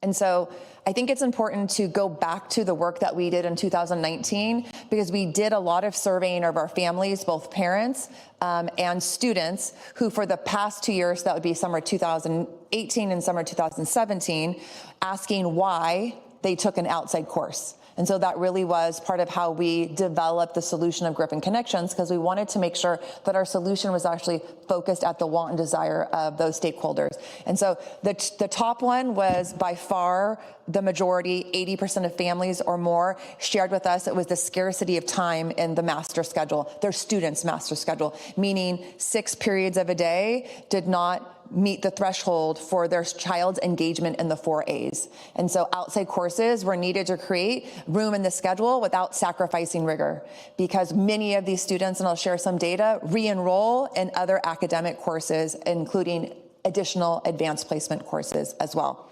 There was also the next reason families gave and students gave was a perceived advantage in college admissions. So this additional or advanced coursework signals academic drive, maybe intellectual curiosity, and this readiness for college level work. In particular, for those students who were able to add additional APs in an interest area. For example, if I take US history over the summer, I can replace it with AP psychology. I could replace that with AP environmental science, something that's still of rigor, but maybe is more of an area of interest for myself. And then 2 of the other ones that were smaller but were noted in the survey were control over pacing. So outside courses allowing students to learn at a faster or more flexible pace than a year-long traditional process, because we do see students take outside courses to accelerate themselves. And then access to niche or specialized subjects, and that's really small and few between. A great example is that we always have some students that will enroll in Mandarin or Hebrew outside of our school day, because we don't offer those foreign languages on our campus, and they're of interest to particular families. And so I don't know that that one's ever something we'll be able to fully have a solution to, because we are a student-driven master schedule at the high school. And so as we looked at the difference in work from 2019 to 24-25, something that remained consistent is that our area of social science still remains the highest in the content area by which students are accessing outside coursework. So when we looked at the summer of 2024, you can see that 364 courses were taking off-site. Now, those numbers include remediation. It's very hard for us when we go transcript by transcript, unless we look at a student's entire transcript, to know what exact course was taken. We know that the majority of those are for first instruction, but that does include remediation courses in it as well. So history, social science classes still remain the largest percentage of courses taken off-site for a high school graduation requirement. That has not changed.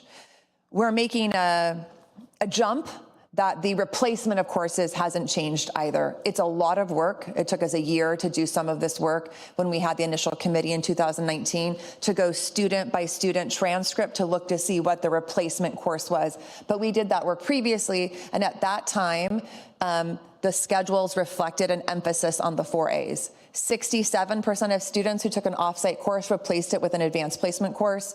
39% made room for a visual performing art, so that could be someone with a double choir. That could be someone who also plays an athletic and has an arts. 39% replaced a social science class with another social science class. So you might have taken US history but replaced it with AP Psych. You might have taken world history but replaced it with Psych and military history. And then 24% of students needed it for elective. 33 students needed it to clear up a space in ASB. Many of our ASB students are also highly academic students, and so when they get to sophomore, junior, and senior year, if they have 2 A's, their activity of ASB, and any of the other A's plus academics, your schedule is locked. And so they were using it to put ASB in their schedule. 17% of our students using it because, as you know, junior and senior year, we don't have a PE requirement. In the state of California, it's only 2 years. So they lose a spot for their athletics if they're trying to maintain high UC academic admissibility in their transcript. So we're making a presumption that that hasn't changed much. All of our data seems pretty consistent with the data that we pulled in 2019. And so the committee did not ask us to go back through and re-look at schedules of all of our students. Taking that into consideration, we did do a deep dive into two main areas. Overall outside coursework completion for first instruction, looking at the class of 2026 and 2025, as well as Griffin's taking those core social science classes offsite for first instruction. There were a lot of talk before the committee, and I think we heard a lot of just buzz because it's an unknown. And so when there's an unknown, they can get, I don't know, blown out of proportion maybe, or misinformation. And so what we did learn is that out of the class of 25 and 26, one course is taken by 18.4 or about 15.8% of students. And that's total first instruction, not just history, social science. So when we graduate, about 18% of our kiddos are taking one offsite course. About 9% of our kiddos are taking two courses. About 3% take three courses, and about under 5 students take more than 4 courses. And that's not just in history, social science, that's total in their time with us. When we drill down specifically to the core history, social science classes, there were a lot of people that wondered, do we have kids graduating that have never taken a history, social science course with us? Is it a large number of students? And so when looking at the classes of 2025 and 2026, you can see approximately 14% of students completed one social science course offsite, about 6.5% completed 2, and 1 to 3% completed all 3 of the core history, social science courses. If we go back, though, to that discovery we did in 2020, I want to just remind everyone that in that percentage of students, that 6% or 1 to 3%, 39% are traditionally replacing that with a social science course, 67% with a preferred AP course, and 39% down to 17% in one of our other 4 A's, when we say we're about all 4 A's, making that happen for kiddos. And so I think this data was really paramount in helping clarify the percentage of students completing all offsite courses, and then really a relatively small amount which take more than one course offsite in the core, which I think really helped focus the committee onto what broader program impacts are happening. Because if these are true to the numbers, why are the numbers less on campus when we're looking at course enrollment in the core? And so that's when we really started digging into our board policy and then leaning into the policies of other Orange County school districts. And so our current board policy only mandates enrollment in English every semester enrolled on campus. And so all the other courses could be up for an offsite course. It's just English. If you're enrolled with us, you must be enrolled in the English class. Currently, we don't weight GPA of outside courses. So even if you're taking a course that would historically be weighted on our campus, if you take it with an outside provider, we do not weight those courses on our transcripts. We have no maximum or total units established by which you would max out of outside courseworks currently. And then we really had to talk about what's policy and what's practice, because those two things are very different. Sometimes we repeat things that are practiced as if it's policy, and it's not. And so I think something else that became very clear in our meetings is that we wanted to have our practices written into policy through either a BP or AR to really make sure that they're transparent to the community, and that we're also getting equitable transcript practices for all students. Because when it's just a practice, right, it's hard to ensure. And so currently, what's a practice is that we require prior approval for outside coursework. We share that with the community. We have, since I've been in the role, we have paperwork by which students turn it in, but it's not written into our policy currently. It's a practice. Yes, Mrs. Davidson. Can I just ask, so in making this approval, what's the criteria? Like if I'm one of you and I'm trying to decide whether or not to approve it, what is the criteria for? So there's not a ton of criteria. It's really individually meeting with your counselor to look at the need, and the why. And so really the reason for the approval is to make sure that students aren't taking a class that isn't WASC accredited, A through G accredited, or if they're an athlete, that it's not NCAA accredited. So Before my time, Dr. Stone, who had sat in the assistant principal role at the high school, shared with me as offsite coursework first started becoming popular, students would sign up to take a course and they would turn in their paperwork and we would share, we can't add that to your transcript, that you took geometry in a non-WASC from a non-WASC accredited institution. And so a student had spent a lot of time over the summer investing in a course by which wouldn't be considered for graduation credits in the state of California. So the initial reason to get prior approval was to make sure students would be taking a course that counted. It was also to help account for sections in the master schedule. So if I'm an assistant principal building a master schedule and I don't know that 250 students are going to take offsite courses in world history, US history, and econ and gov, I'm building in sections and FTEs of teachers into their master schedule to serve 250 students. To get that paperwork late in the summer and be scrambling with either history, social science staff that's too large, and maybe we should have reduced our FTEs in that area. And so it was causing a lot of conflict in other spaces. It wasn't so much what makes it permissible because we didn't have guardrails for that. That was really informative. Thank you. You're welcome. We currently have a practice of requiring enrollment in a full school day when we approve a core social science class to be taken during the summer.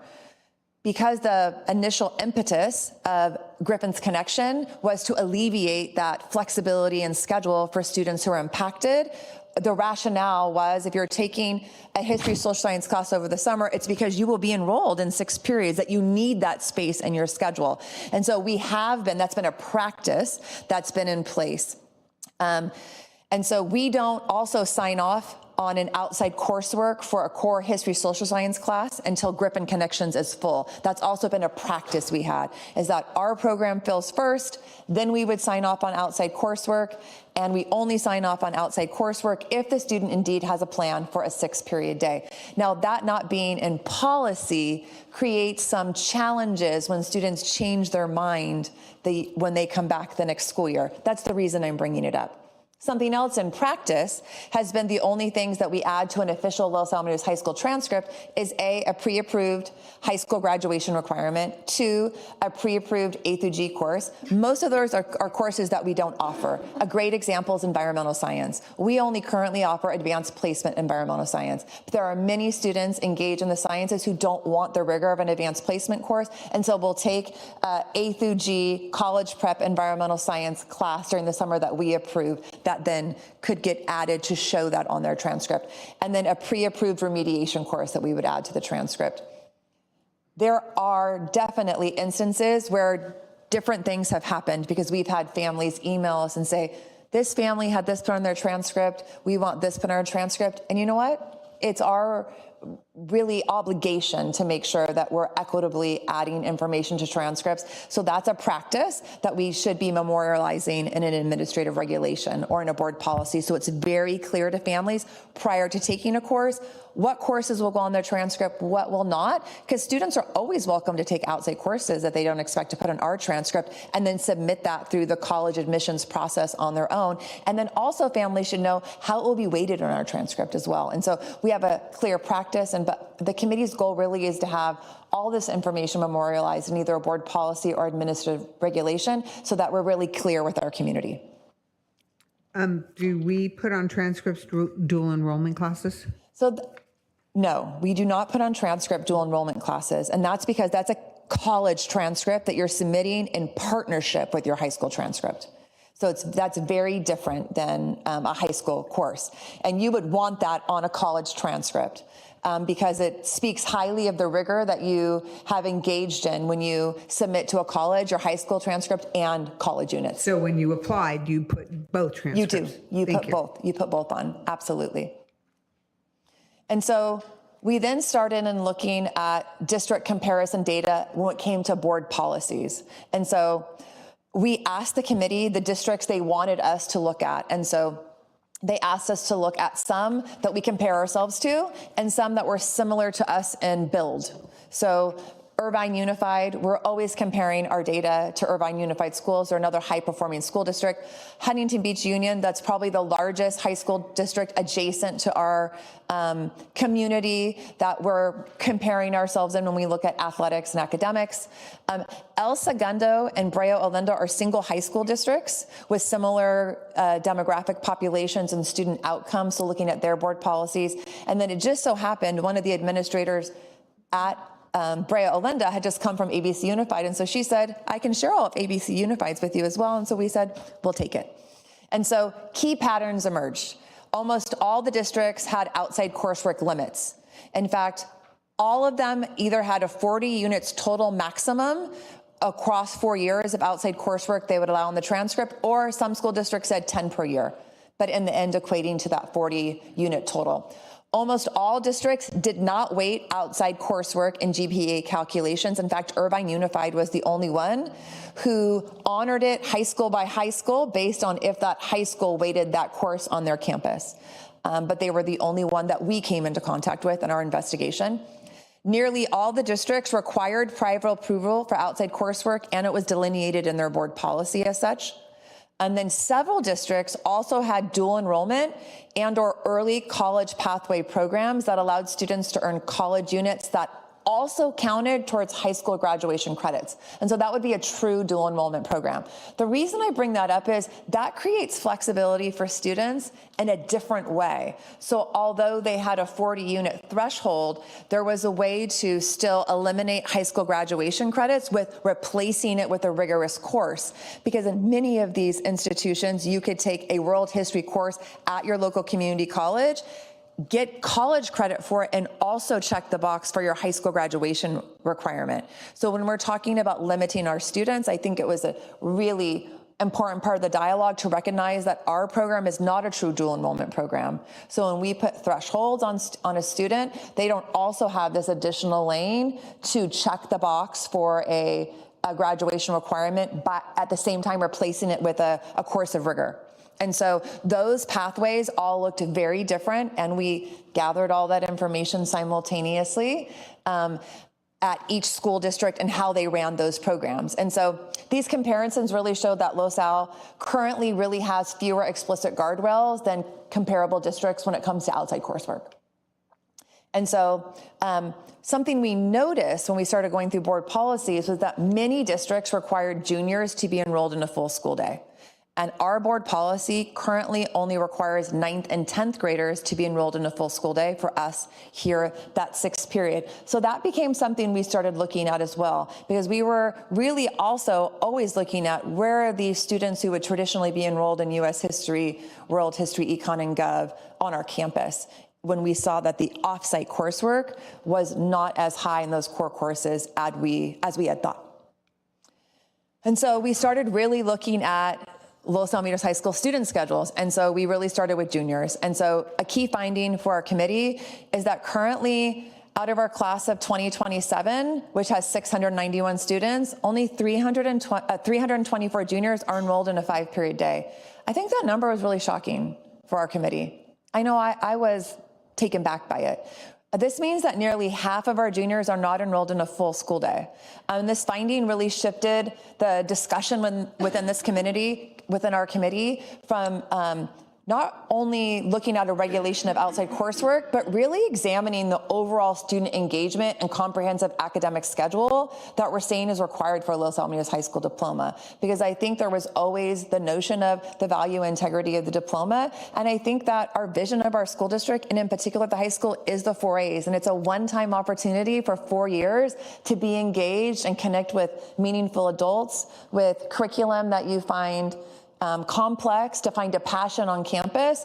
And so if we have half of our junior class already not enrolled in a full school day, are we really serving that purpose? I think that became the next metric we really started looking at. And so we started doing a regional comparison on the full school day requirement. And so we contacted every Orange County school district with a comprehensive high school and Long Beach Unified, because Long Beach Unified is a neighboring school district from ours, which I think there's a lot of talk sometimes about differences in programming. And so I think it was a great addition to the table. And so what we learned is that 10 of the 15 school districts, so the 14 in Orange County that have comprehensive high schools, in addition to Long Beach Unified, require juniors to be enrolled in a full school day.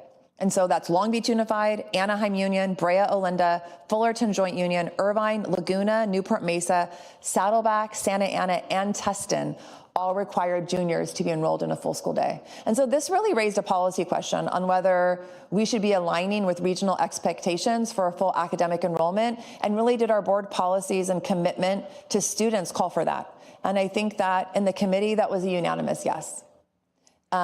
In particular, when we look at the value of what's added on our campus for a 6th period of the day. And so through that exploration, question, I'm sorry. Yes, no, thank you, Mrs. Reed. Have we engaged the juniors, the students, and asked them why they're doing, like the half of them that are only enrolled in a 5-period school day? We haven't actually spoken to the students. I did go and meet with the counseling team on Friday, so met with all the alpha counselors and brainstormed all of the reasons, and there really are a wide range of reasons. Many of them said most students just want to be done at the end of 5th period. Some students have jobs. They thought that was really few between. A few students taking community college courses, but really just saw it as a perk for junior year to have one last class.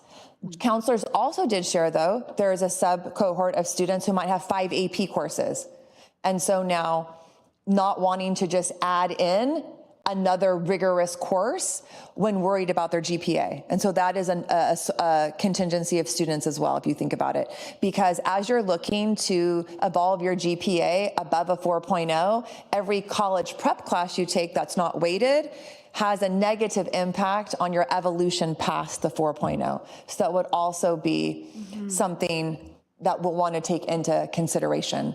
And so just want to remind too that anytime we have a board policy, we can also have a system for a board waiver of a policy. And so I'm just going to make this up right now. If we had a board policy that required juniors to be enrolled in 6 periods, and the committee and the board felt, passionately that students who are enrolled in 5 APs would be eligible for a 5-period day, those are also things that can be further explored if we feel that that's a significant population or constraint for students.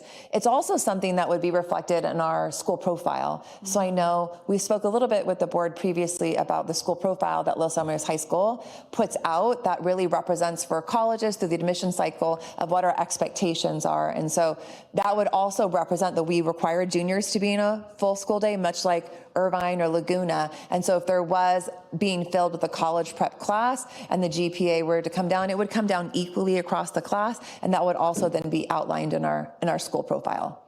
Yeah, thank you. I would be interested to see why that is. And if it's the majority of the cases because of the rigor that they are taking 5 APs, then that's something for us to consider. Or if they're using that time to do extracurricular internships and, hands-on experiences, if they have a job, it just makes a difference other than just wanting to have So an internship would actually be considered a course on campus. Okay. And so the one thing that we did talk about, and I'll get to it in a little bit, is bringing back our work study course. And that's, you'll see there's a recommendation to delay this by 1 year, so that if you did have a job, it could be counted as your 6th period. And so many moons ago, we had a work study period. And so that would eliminate a lot of the things the counselors were concerned about, because if you're an internship, that is a course on our campus. And if you had work study to check those boxes, I can definitely say the majority of our 324 aren't enrolled in 5 AP courses. We have a small percentage of students who take 5 AP courses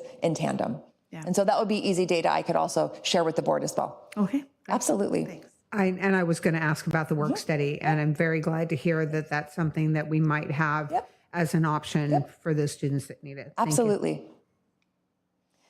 And so as we were doing this work and looking at schedules, something else that came to light that I think is just something to take into consideration and some work that we want to do is there were 140 juniors and seniors enrolled in sections of TA. And so teacher's assistant. And for some of these students, it's one of their 5. And so we have done some previous work around the teacher's assistant section. These currently do not include our lab assistants or our student mentors. So our lab assistants in the sciences and visual arts, those have specific course curriculum written for them as they're performing specific functions. Same thing with our student mentors. That is a course that's recognized in doorways that students are enrolled in. They are a credit, no credit class. They are non-A through G credits for basically just graduation electives, but sometimes they serve as a soft landing for a student who drops a class. And so in some cases, those students who completed an offsite coursework enrolled in TA during the school year, resulting in reduced academic schedules. And so this did raise some concerns around academic rigor, program integrity, master schedule impacts, because if you recall, the main reason why we're creating this space is for flexibility of those emphasis on the 4 A's, not really for a content-less course. And so we currently are working with the high school under the guidelines of Assembly Bill 102, which talks about content-less courses and restricts schools from placing students in courses without educational content. And so this engagement just opened our eyes to additional work that we need to do. And some students were placed there for a soft landing. So I do want to give an example of that. You've been in a rigorous course for 8 weeks. I'm going to use AP psychology, and you're not doing well. And with the amount of weeks left, there is no way for you to salvage your grade, and we don't have a level down for you. So our psychology course already has 35 students in it. And so that we're not ruining your GPA you want to drop, we let you soft land into TA for the closing of the semester. That would be an appropriate use of TA. But to let a student initially choose TA as their full long semester commitment is where the committee started having some discussion around restrictions of that for students who are taking an offsite summer school course. And so some of the key policy implications that I just want to bring up as this committee really focused on balancing student opportunity. So really flexibility for athletics, arts, and activities, for acceleration remediation. There was, the shared interest on that. Program integrity, so that rigor of the Los Alamitos High School transcript, the integrity of the diploma, and then program sustainability. Because when you're talking about 324 students not being enrolled junior year in a 6th grade class, you are talking about enrollment stability, teacher staffing, and course availability. Because if those 324 students would have been in courses, there perhaps may be a place for the advanced placement psychology student to land into a not full section of psychology, which is a very popular 1 semester junior college prep elective in our schedule.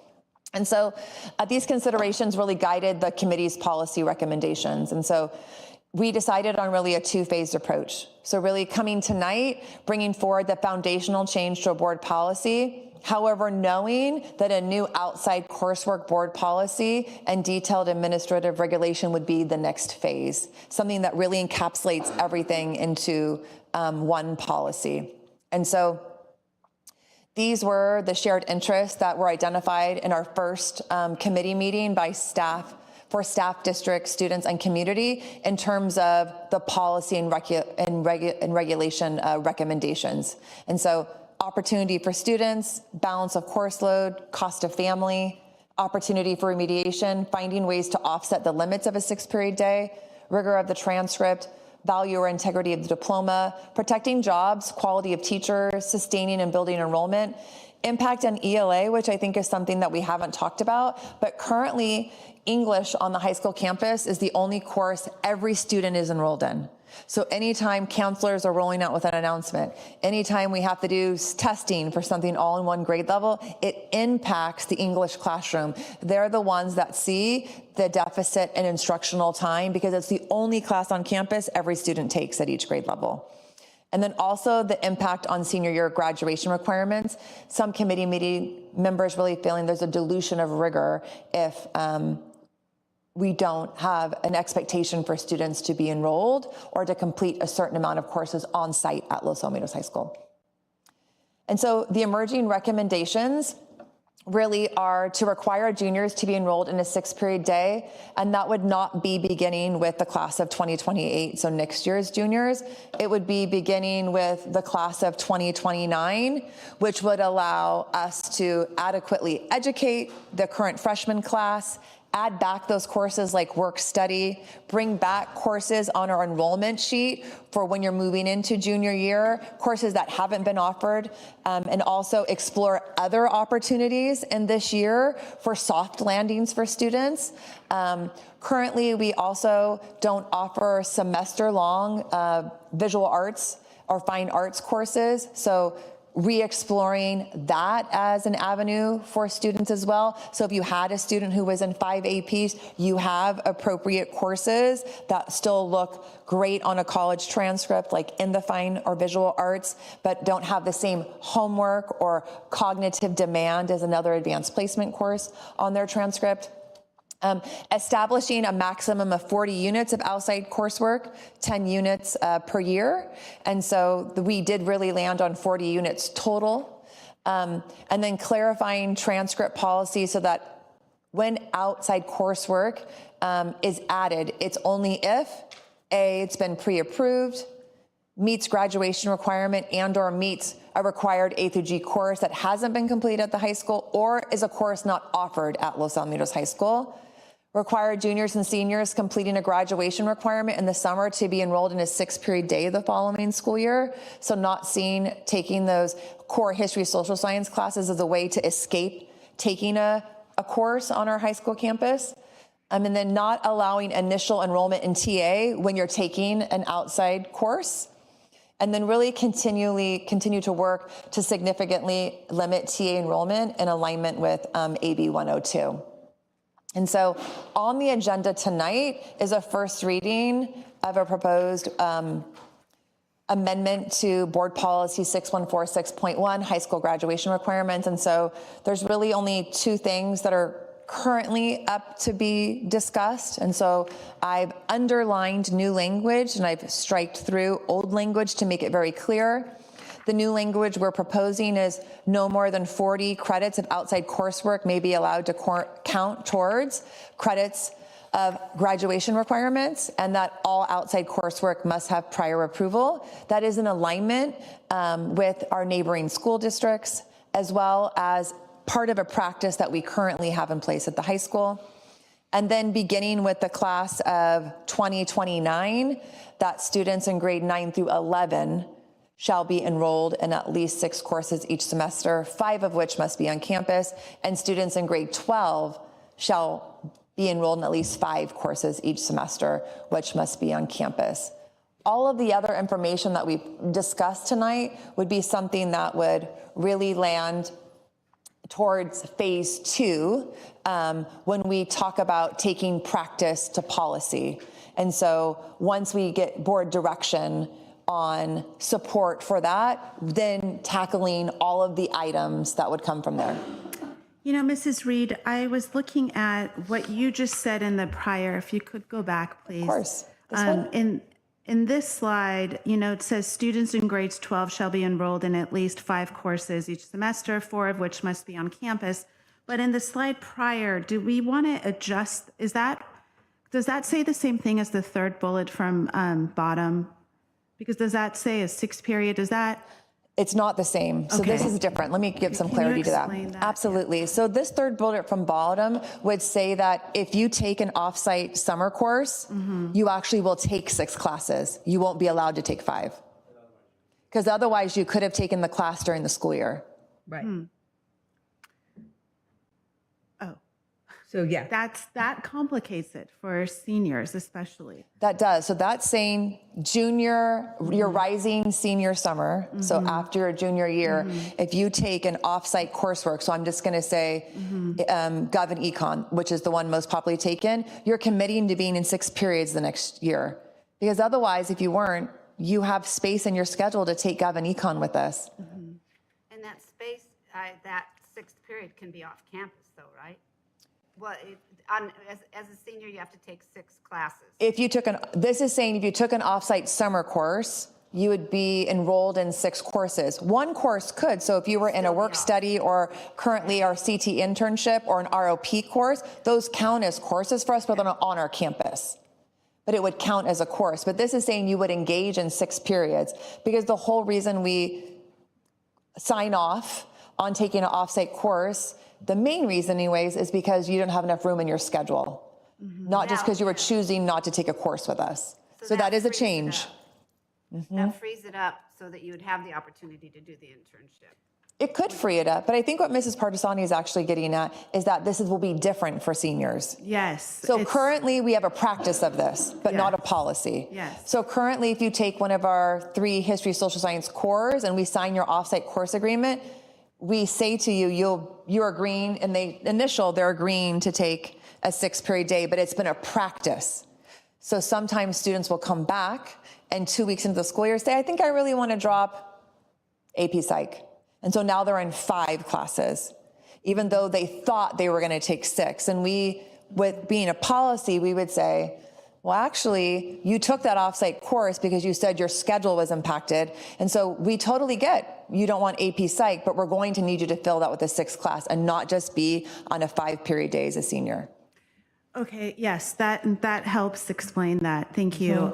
So in essence, that's always been the practice. So the paperwork that they fill out today lists that and says we are agreeing to you to take this course offsite because you want to free up your schedule to take more courses on site at LaSalle. Okay. And we actually asked them on there to put the 6 classes for next year. Okay. And their counselor sees that. So it's been a practice, but it's not a policy.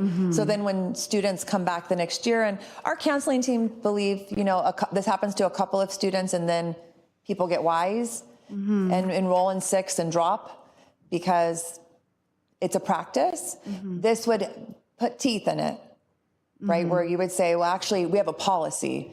You initialed on your offsite course document that you understood you were going to be enrolled in a 6-period day. And we also have a board policy that says when we've signed off on that prior approval, you're committing to a full school day. And so if you don't take a class during the summer of your senior year, you are able to sign up for a 5-period day. Yes. Okay, so help me understand that. Does that seem like you're penalizing kids for taking a course during their summer? It feels like if you don't take a course, you can sign up for a 5-period day. If you do take a course, you have to sign up for a 6-period day. I'm going to give it a different perspective. Okay. And I absolutely see your thought process.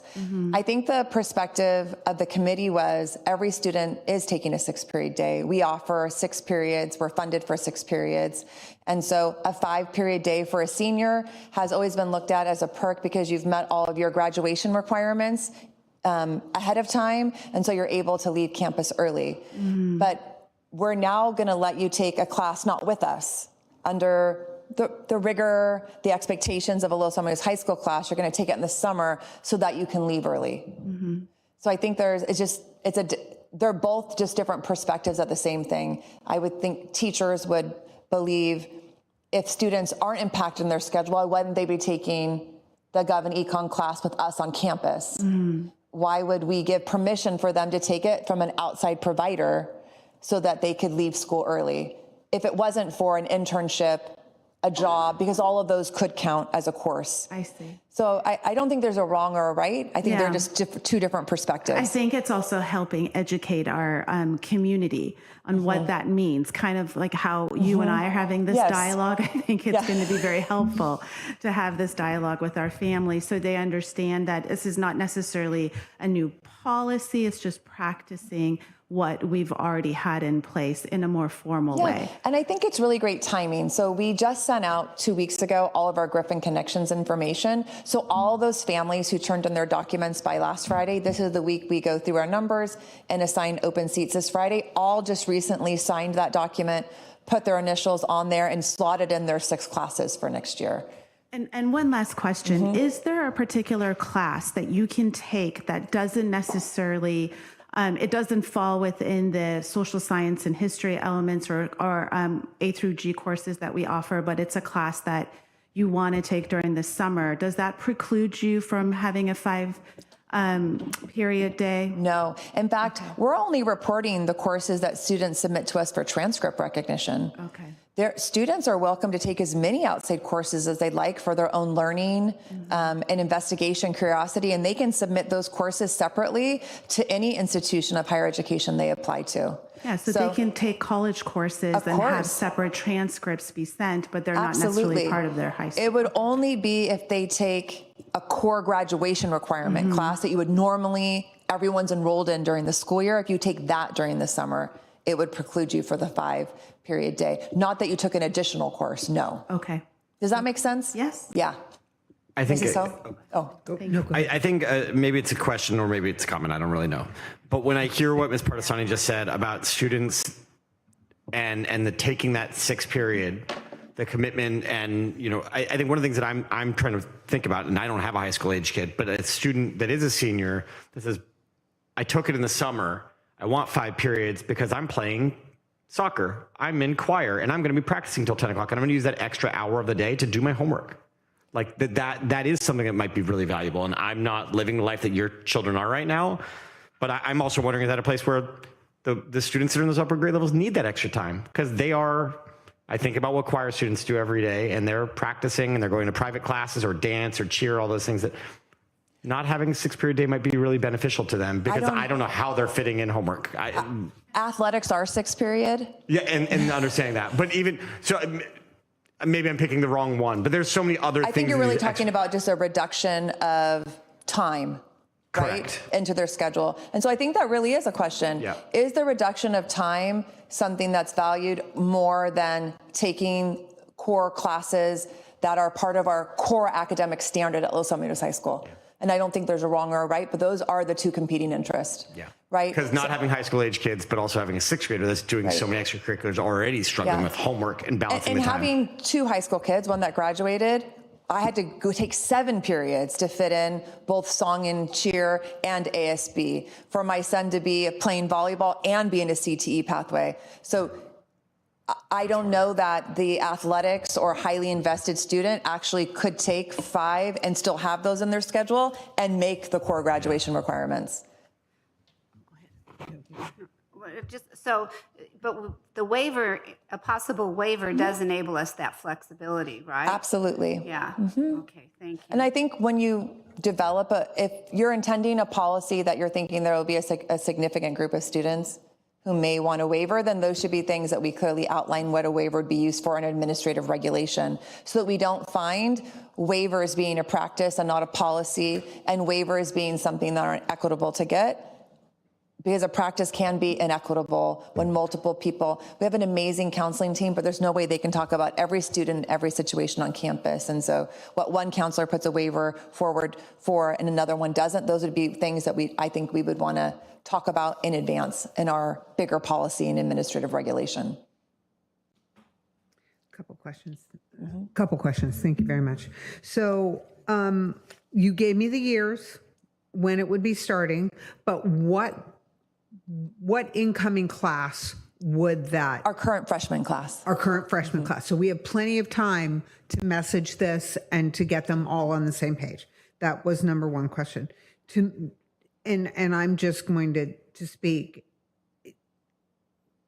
Mrs. Reed, I've known you a very long time, and I have seen you, the amount of thought that you put into things and the amount of speed that you work with things, but it not feel like it's being rushed. And it is such a gift that you have, because this is something that I think rose to the top within the last month and a half. I know when I met with LAEA, this was a topic that came up. That wasn't very long ago.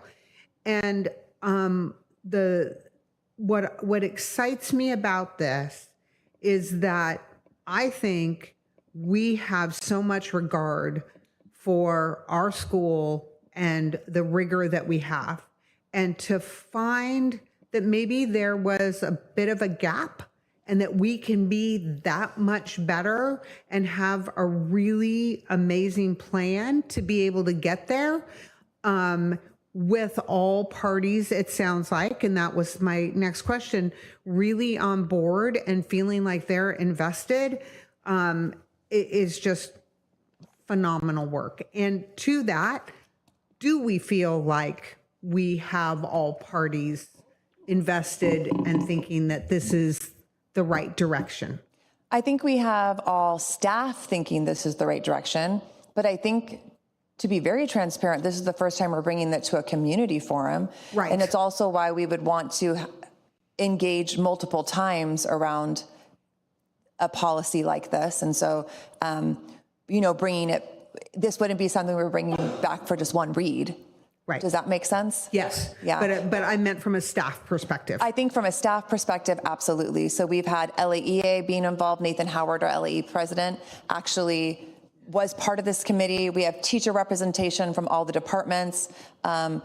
Myself and Dr. Bennett from the district level, as well as Mrs. Kraus, Mrs. Reyes, Mrs. Vienna, and counseling, Gail Davenport, sitting on the committee. So I think from an internal organizational structure, yes. But I think this is the first time coming forward in terms of sharing this in a broader light that it's happening, which I think is the process, right? We start with internal communication, recommendations, and then we come to the board and loop out. And I think when you make a change like this, anytime you're talking about a board waiver, I think there will always be a need in the initial years.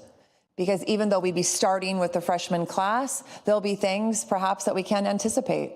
Maybe there are, as Mr. Bragman described, these one-off situations that we need to, make allowances for families that have unique needs or students that have unique needs. And I think something that our staff has always been focused on is meeting each student where they at. We bring multiple waivers forward for all sorts of policies each year. And I think we would have to come in with the mindset that would still be work that we'd be engaging in, because there's no such thing as a one size fits all when we're talking about 3,000 students and their individual needs and how those change year to year. And I think in one of my last slides, one of the things that I really wanted to touch on is that I think the committee agreed that this is really something that we need to annually reconvene this committee to really continue to look at that data, because as graduation requirements change, we know the personal finance change is coming to high school graduation for a class of 2030. We could see additional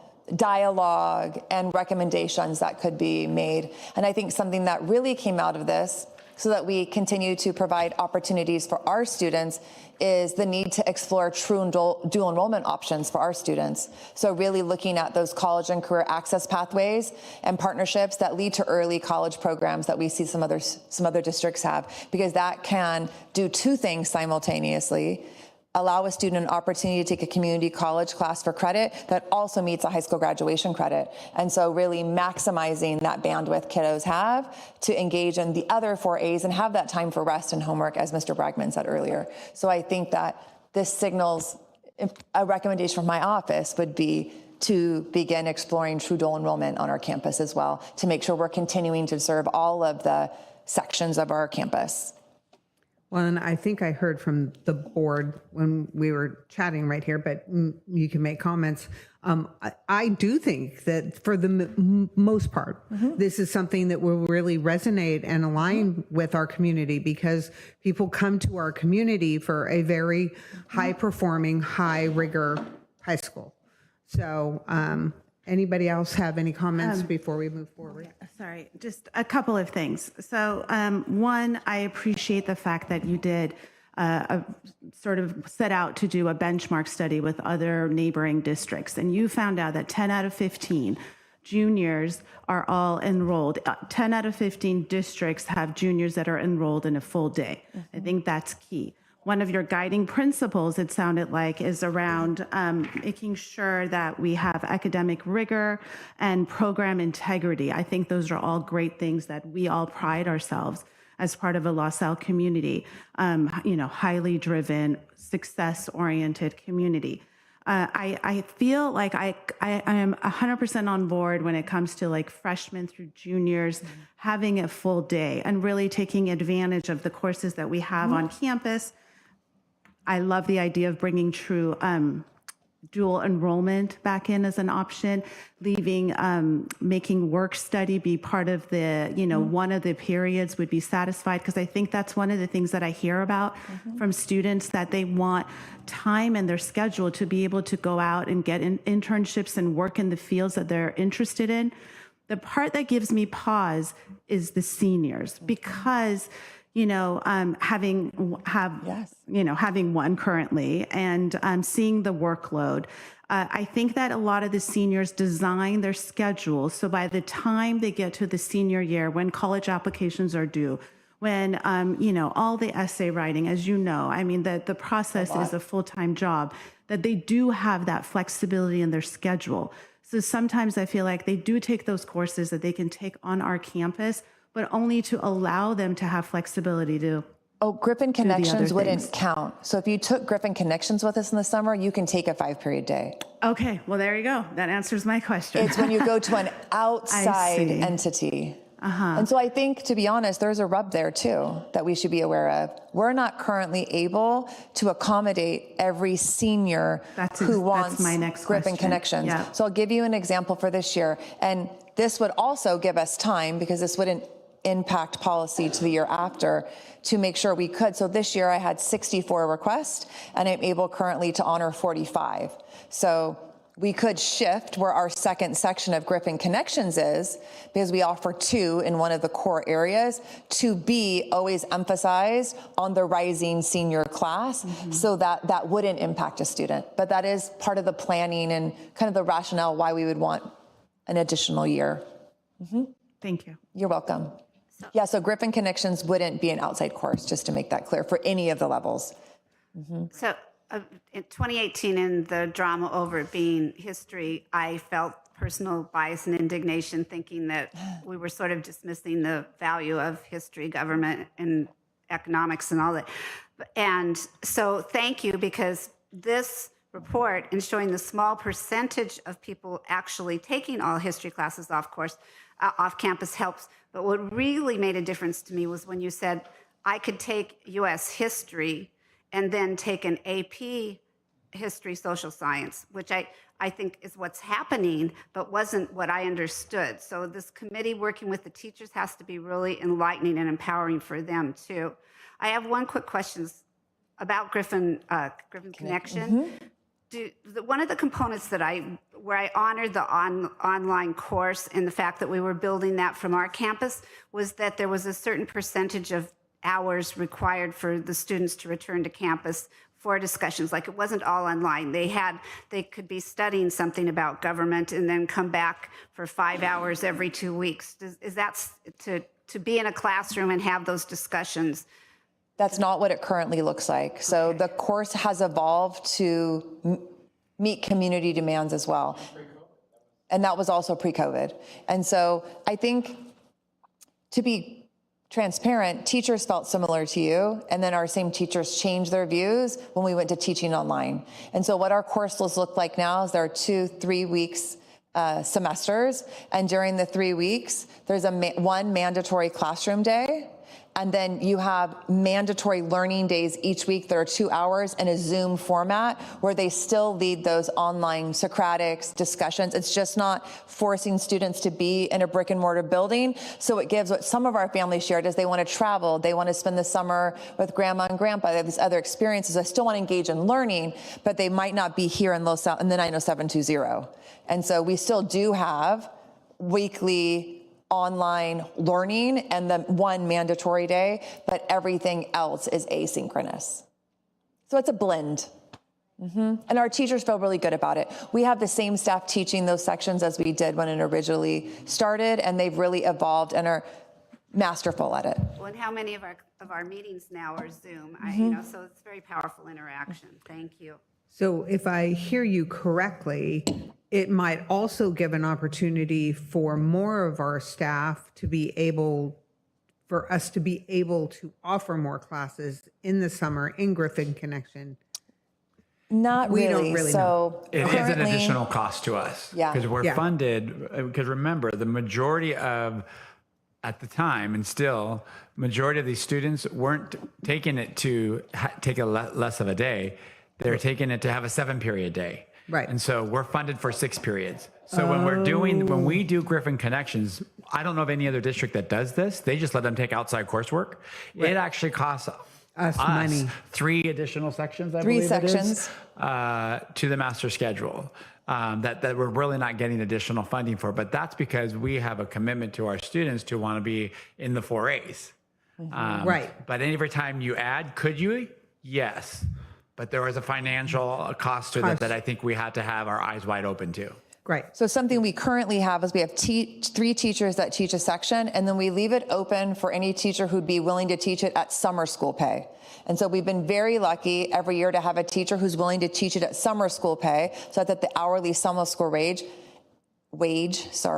And so been able to float a section to one of the impact areas. So if I get 150 in U.S. history, I'll put that extra summer school section there. So when Mrs. Partisani was asking about seniors, I think it makes a lot of sense. You can float your extra summer school section to make sure you can fulfill the need of rising seniors and Griffin Connection. So it wouldn't ever be that taking an outside course would be a reason why they wouldn't get a 5-period day. Got it.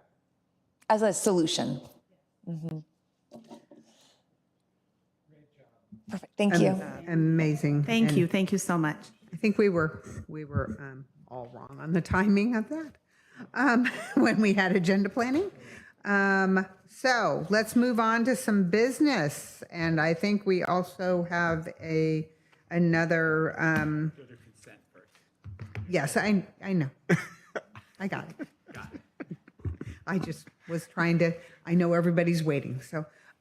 So I would like to I would like for a motion for consent items A through AE. Second. Are there any polls or discussions?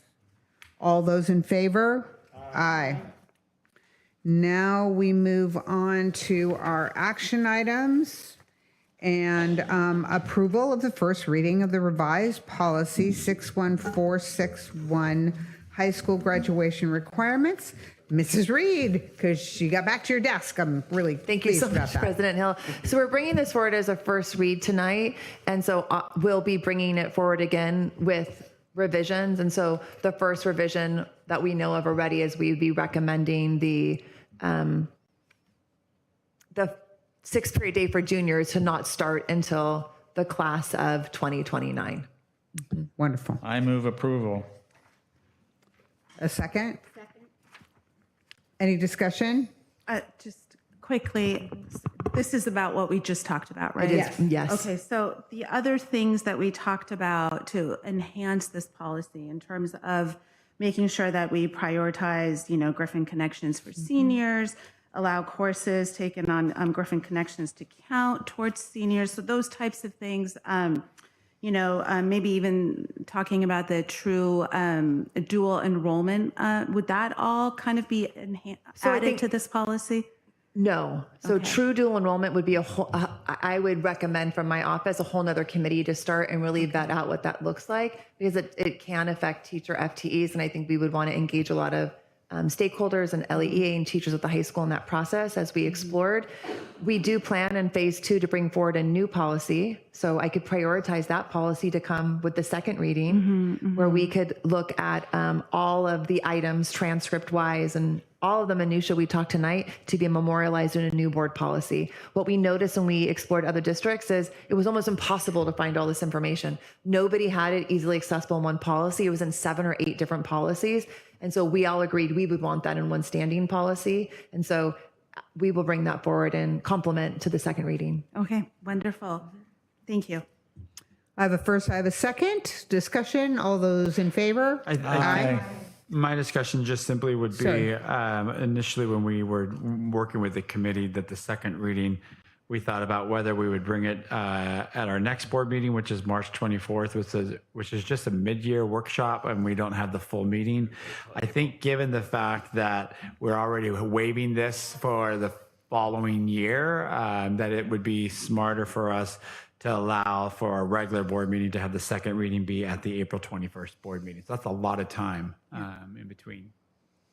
Are we in agreement? Yes. Do you have that, Ms. Tina? All those in favor? Aye. Thank you, Dr. Pulver. The second thing is approval of 4 new courses at Los Alamitos High School. Do I have a motion? So move. Do I have a second? Second. Any discussion? I just want to make a comment. I think that one thing, oh, sorry, Andrea. No, go ahead. Do you want to talk about these 4 new classes? I did not give you the opportunity. Thank you so much, Madam President. I would actually just like to thank the high school staff, in particular the administration team and the office, as well as the teachers who have been behind these. I think it shows a lot of forward thinking about our new CTE pathway in business and entrepreneurial that both the AP Business Personal Finance class as well as the AP Cybersecurity path would lie into. And then ukulele as being a soft landing, so a new class that you could add to a rigorous schedule for just fun and enjoyment and showing an appreciation for music. And then really wanted to clarify, because I've gotten a lot of questions about the esports class. This is not an esports class where kids are playing games and competing. It is an industry studies class. So it really is competitive gaming and industry studies. So it's a wide look at what is now the most valuable gaming industry. I just read a recent statistics that it brings in more money than all of the professional sports leagues combined in 1 year. So it isn't just a playing of games, it's a business study of what that model looks like. Great, thank you. And Great. I am sorry that I did not. So I was going to say, I just really appreciate, and what I don't think maybe a lot of the public knows is that when you talked about it earlier, is that our master schedule is student driven. And so that means there has to be students that enroll in the classes for us to hold those classes. And so it's a little bit like, I think sometimes the teachers have to go out and learn to do a little PR to get kids, students interested in these classes for us to actually float them. So any other questions or discussion? All those in favor? Aye. Approval of amended and restated joint use agreement with the City of Los Alamitos for Oak Middle School Gymnasium and Community Center. Mrs. Schnur. Thank you, Madam President. We are bringing forward for approval an amended and restated joint use agreement with the City of Los Alamitos for the Oak Middle School Gymnasium. The update modernizes a decade-old agreement and clarifies scheduling, maintenance, cost sharing, insurance, and liability responsibilities. The agreement would also transfer ownership of the field lights at Oak and McAuliffe to the district, allowing us to manage their use more consistently and generate revenues when outside groups request lighting. This agreement also includes a minor lot adjustment to reflect areas already maintained by the city. Thank you very much, Mrs. Schnur. Do I have a motion? So move. Do I have a second? Any discussion? I would just add as well that the City of Los Alamitos has already approved this at their recent City Council meeting as well. So this, both parties have to agree to it, and they've agreed to it already, and then we're following suit. Great, thank you. And I just want to say my great appreciation for our partnership with the City of Los Alamitos. This has changed many times in my tenure on the board, and it's always been to whatever is the best benefit for both our students, but also as a public facility to be used. And I appreciate the partnership we have. So any other comments? All those in favor? Aye. We're now moving on to the presentation and approval of the 2025-2026 second interim report and revised budget. Ms. Schnur. Thank you, Madam President. I would like to welcome our Director of Fiscal Services, Mr. Tim Golden. He has been super excited and just eagerly awaiting to present to the board the second interim, who I just want to sincerely thank Tim and his team for the amazing work that they do every day. But when it comes to second interim, they really have gone above and beyond. So thank you very much, Tim. So all yours. Thank you, Tim. Awesome. Well, good evening, Board President Hill, Board of Education, Dr. Pulver, Executive Cabinet, and staff in the Los Alamitos community. Before we begin, I also like to reiterate a thank you to the Fiscal Services team. Anna Cripps and Genesee Camacho Rodriguez, I should say. That's her maiden name. But they played a critical role in contributing to the success of this report. And so I just want to make sure I highlight them. All right. So here is just where we are in the annual budget cycle. So as you can see, we're in March and we're at the second interim, and we're going to be presenting information based on January 31st. And so keeping that in mind as we go through. And the purpose of this report is really for stakeholder transparency. And so we want to be able to show the board, the community, and everyone that's involved with our school district what the numbers look like through January 31st. But it's also to certify the financial condition so that the district can meet the 3% district required reserve in the current year and the 2 subsequent years. So that's really what we're going to be asking for from the board tonight, is that certification of our financial status. Looking here, we're going to be viewing the second interim multi-year projection assumptions. And so in blue, we've highlighted what those changes are. Some of the things to draw your attention to: the cost of living adjustment is down about 0.5% in the second year and the third year of this. And so as you are looking at that, that's going to be a reduction in some of our revenues and in our multi-year projections. But we also have a reduction in our PERS rate. So for our classified employees that work 20 hours or more, we're going to have a projected decrease in those rates in the subsequent years. So that is a positive impact to those expenditures. One of the things that we looked at during second interim is our enrollment projections. So as we looked at the current enrollment at 8,661, that's about a 79 student decrease. We updated our projections in year 2 and year 3 to be about 30 to 40 students better than what we were projecting at first interim. So that's another positive indicator, because we're noticing that our declining enrollment isn't quite what we expected based on trends that we were looking at before. So that's a positive impact.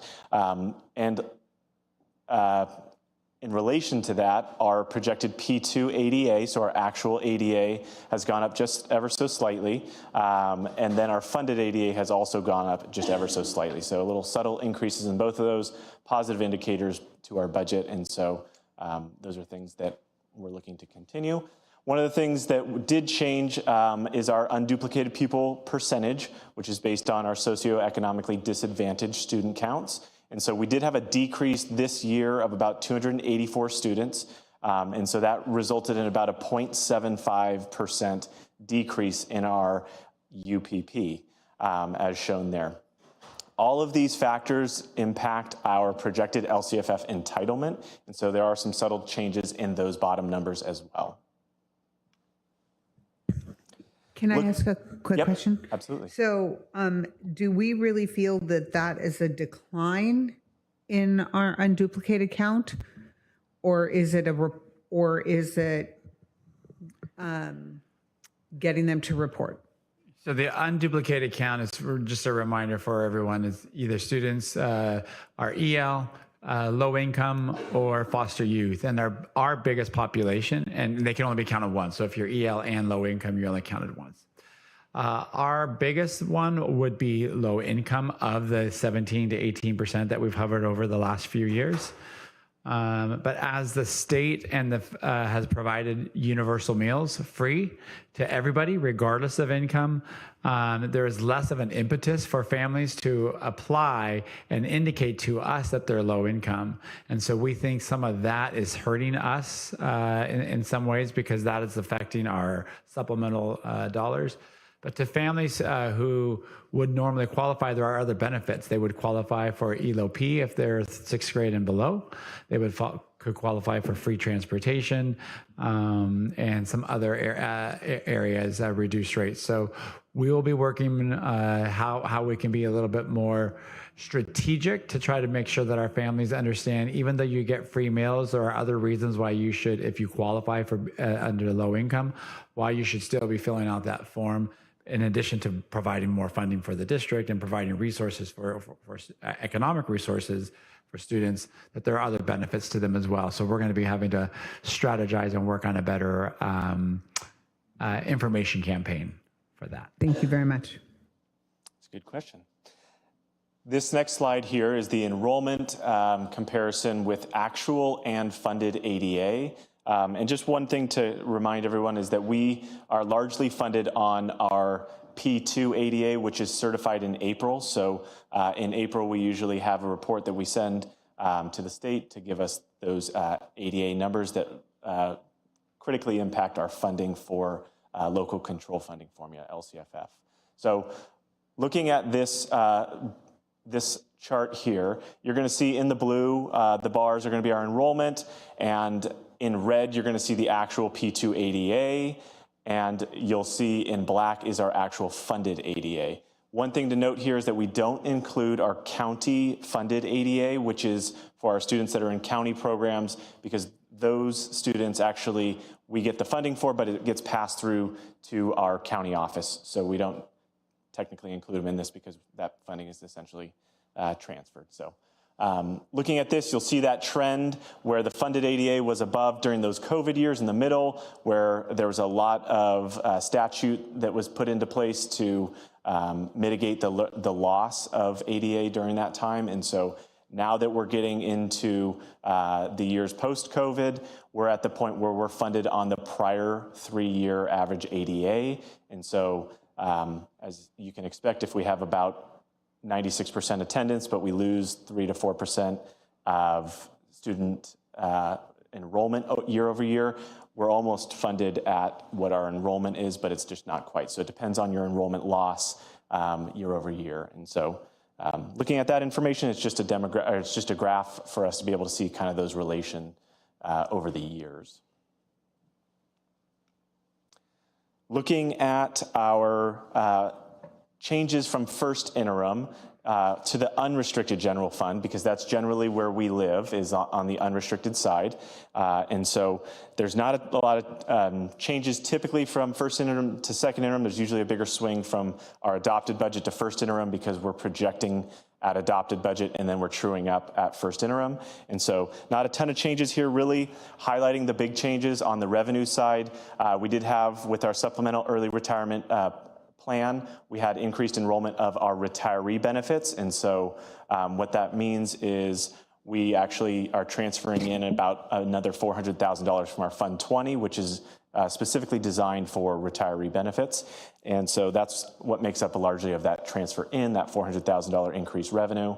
On the expenditure side, we had some reductions to using our one-time sources. We had some reductions to contracted services. And so we were able to create a little bit of a savings to the unrestricted side by utilizing those one-time restricted sources for that. So really the net impact at the bottom line to the unrestricted is about $716,000. And it was about, I think, $200,000 on the restricted side that was a positive impact. So all good things that we like to see.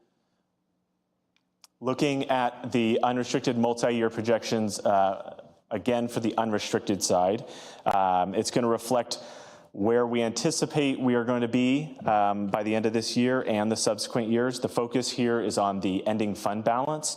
And so we're looking at, in blue, those percentages. The first one that you see is going to be the percentage of our reserves for the unrestricted general fund.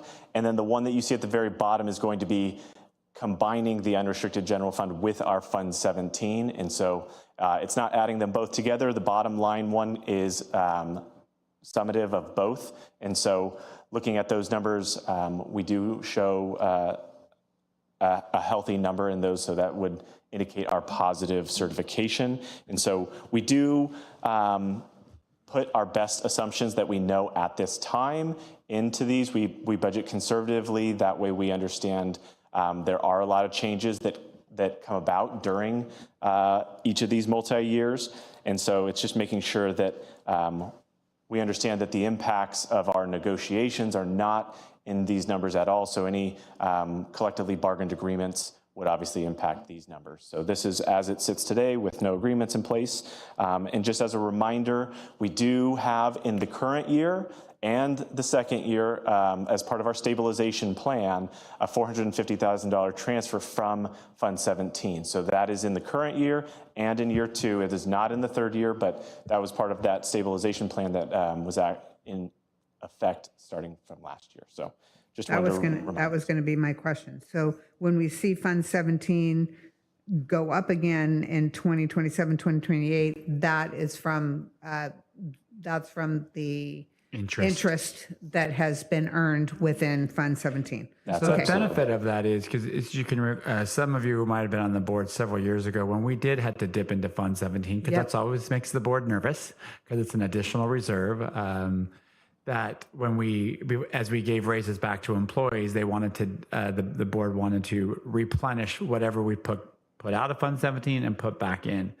The good news is interest rates are a little bit higher the past few years than they were several years ago.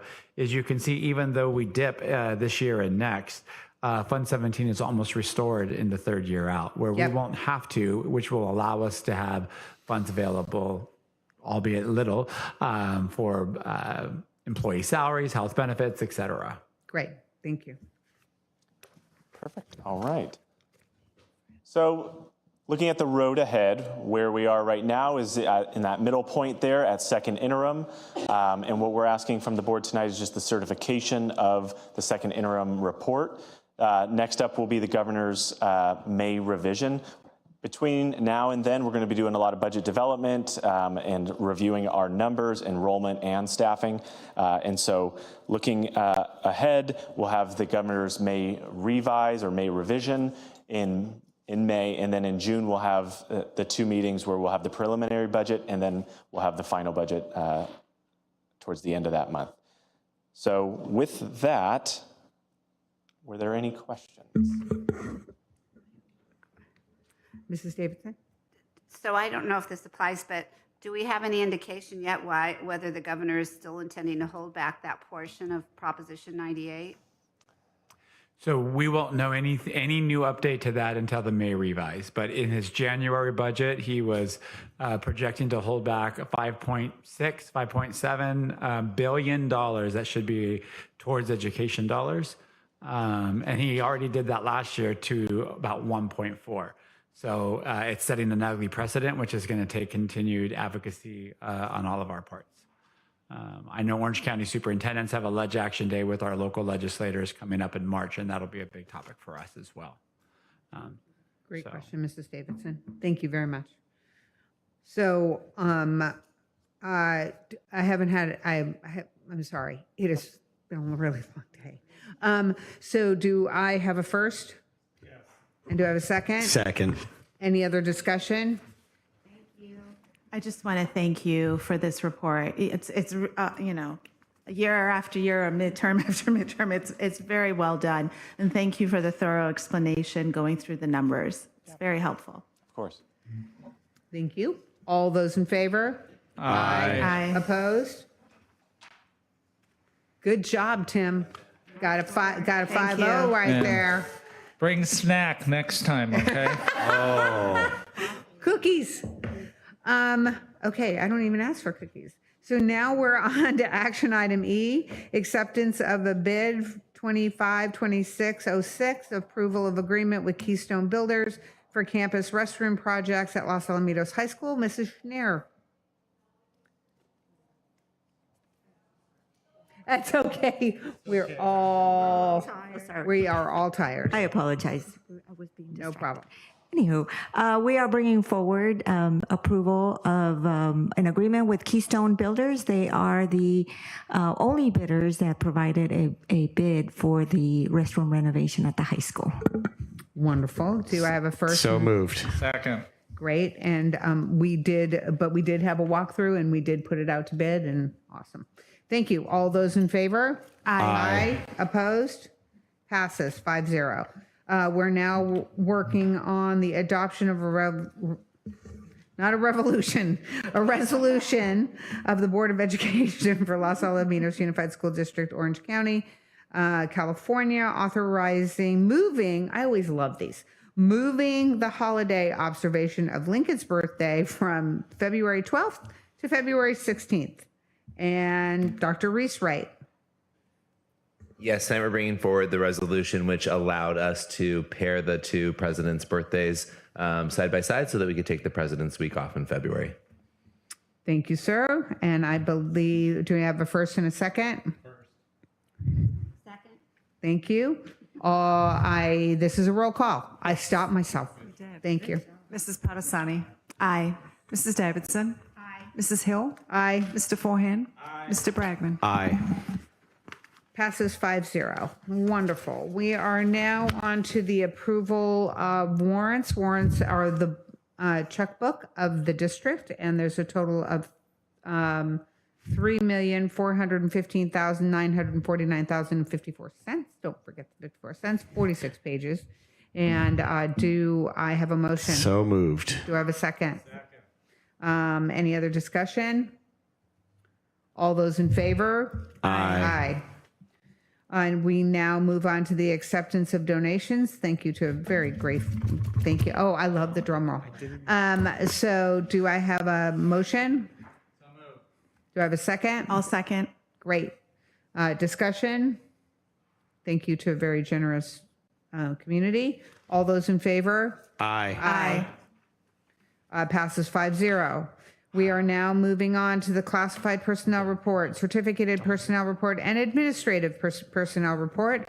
I'd love to be able to take those all together or for a motion to take those all together.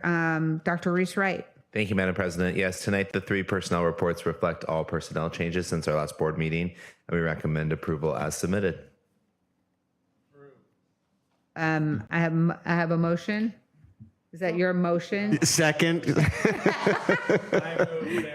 He moves. We have a second. Any discussion? All those in favor? Aye. Passes 5-0. We're now moving on to a piece of business for the California School Boards Association Delegate Assembly election. And Dr. Pulver. Yes, Madam President. So this is part of your governing, part of your process of being a part of CSBA, your local delegate assembly. And you can vote for up to 7 people. There are 8 candidates who submitted their nominations to CSBA timely, and then there are 2 who did not meet the timeline, and so now are asking other districts to consider them as write-in candidates. So there's a total of 10. And you can vote for up to 7 as a block. So I'll let you discuss how you want to. We can vote up to 7. Okay. Yep. And we vote as a board. Correct. It's a holistic vote for the Los Alamitos Unified will send in 1 vote. Okay. And the ones. Well, we can in a moment. We don't have a motion yet. Do I have a motion? Do I have a second? Second. Discussion? Wait, you're looking quite inquisitive. I'm trying to figure out how we're making a motion if we haven't chosen our candidates. Well, don't we have to do that to have a discussion? Do we have to make a motion with the 7 candidates where we're going to approve? I think you do that in the discussion. Yeah. Right? Don't we do it in discussion? Yes. Yeah. Yeah. Okay. But we have to I'm have cool with whatever you want to do. Tomato. We'll get it ironed out once you get it all finalized. Okay. So, Mrs. Davidson, Discussion. you'd like to advocate. Okay, so normally I have no clue who anybody is, but Carrie Buck from Placentia Yorba Linda and Anne-Marie Randall Trio. She's one of the write-ins, and I'm sure she's a write-in because she does a million things and she just didn't get it in on time. They're both on the Norcrop ROP board with me. They're incredible advocates for children. They are everywhere and anywhere. They've helped me so much on the board. I would follow these women just about anywhere. So that's I'd like to agree more or less. Anne Marie is also on the SELPA board. So this is a very involved, very caring person. Well, I was just going to say that, so I missed the deadline once and nobody wrote me in. And I think sometimes when you miss a deadline, you miss a deadline. But I hear advocacy for her. So also just a reminder, any name with an asterisk means they are currently on CSBA delegate assembly. Yes. Ms. Hill. Oh, good. Yeah. And I know Carrie Buck very well and would completely follow her. I do believe from what I have been exposed to that delegate assembly is doing really good work. I don't hear about any drama. I just hear about them moving work forward. So I would say that to me, the incumbents are doing a good job. That was my question to put out to the team was actually, I was in favor of trying to propose voting for all the incumbents, and we would have one leftover that we could add. Yeah, so there's 6 incumbents, and one of the new people is from a district already represented. So I would love to actually have different representation, and we have 2 from elementary districts. So I was wondering if we could add the 6 incumbents plus either Henry or Art. And they're from the same. They're from the same, so to have one of the 2, just so we have an elementary school district to represent. I don't know either of them to speak to their. Okay. And do we have to vote for 7? You don't. You can choose however you want. Obviously, that either can help or hurt, because what will happen is all the votes will get tabulated from all the districts. Correct. I don't really like the idea of just throwing a dart on a dartboard when Agreed. I don't know somebody. Where I feel good about the 6 and even the writing candidate, the 6 that we have. Any other feedback? And also, Anaheim Union is gigantic and it doesn't have another representative. So we made a motion to move forward So now we would go back and we would. with the 6 incumbents is the suggestion. With the 6 incumbents, correct. And Anne Marie. If we're all in agreement. She's one of the 6. Yeah. So just to Yeah. be clear, the 6 incumbents: Carrie Buck, Carol Crane, Katie McEwen, Dina Miller, Barbara Schulman, and Anne Marie Randall Trejo. Trudeau. Yep. Okay. Okay, so I have a motion to move these 6 candidates forward. Do I need another second? Tina? No, we can just vote? We can just vote. All those in favor? Aye. Opposed? Passes 5-0. Great work. What a great team. Okay. Amazing. And now we're moving on to the approval of an agreement of a stipulated suspension. And Mr. VP. Yes, I move approval and an agreement and stipulation to a suspended student expulsion waiver of hearing and appeal rights. It's not a roll call. All those in favor? Aye. Opposed? Passes 5-0. Thank you. We will now go into closed session. Now that you will.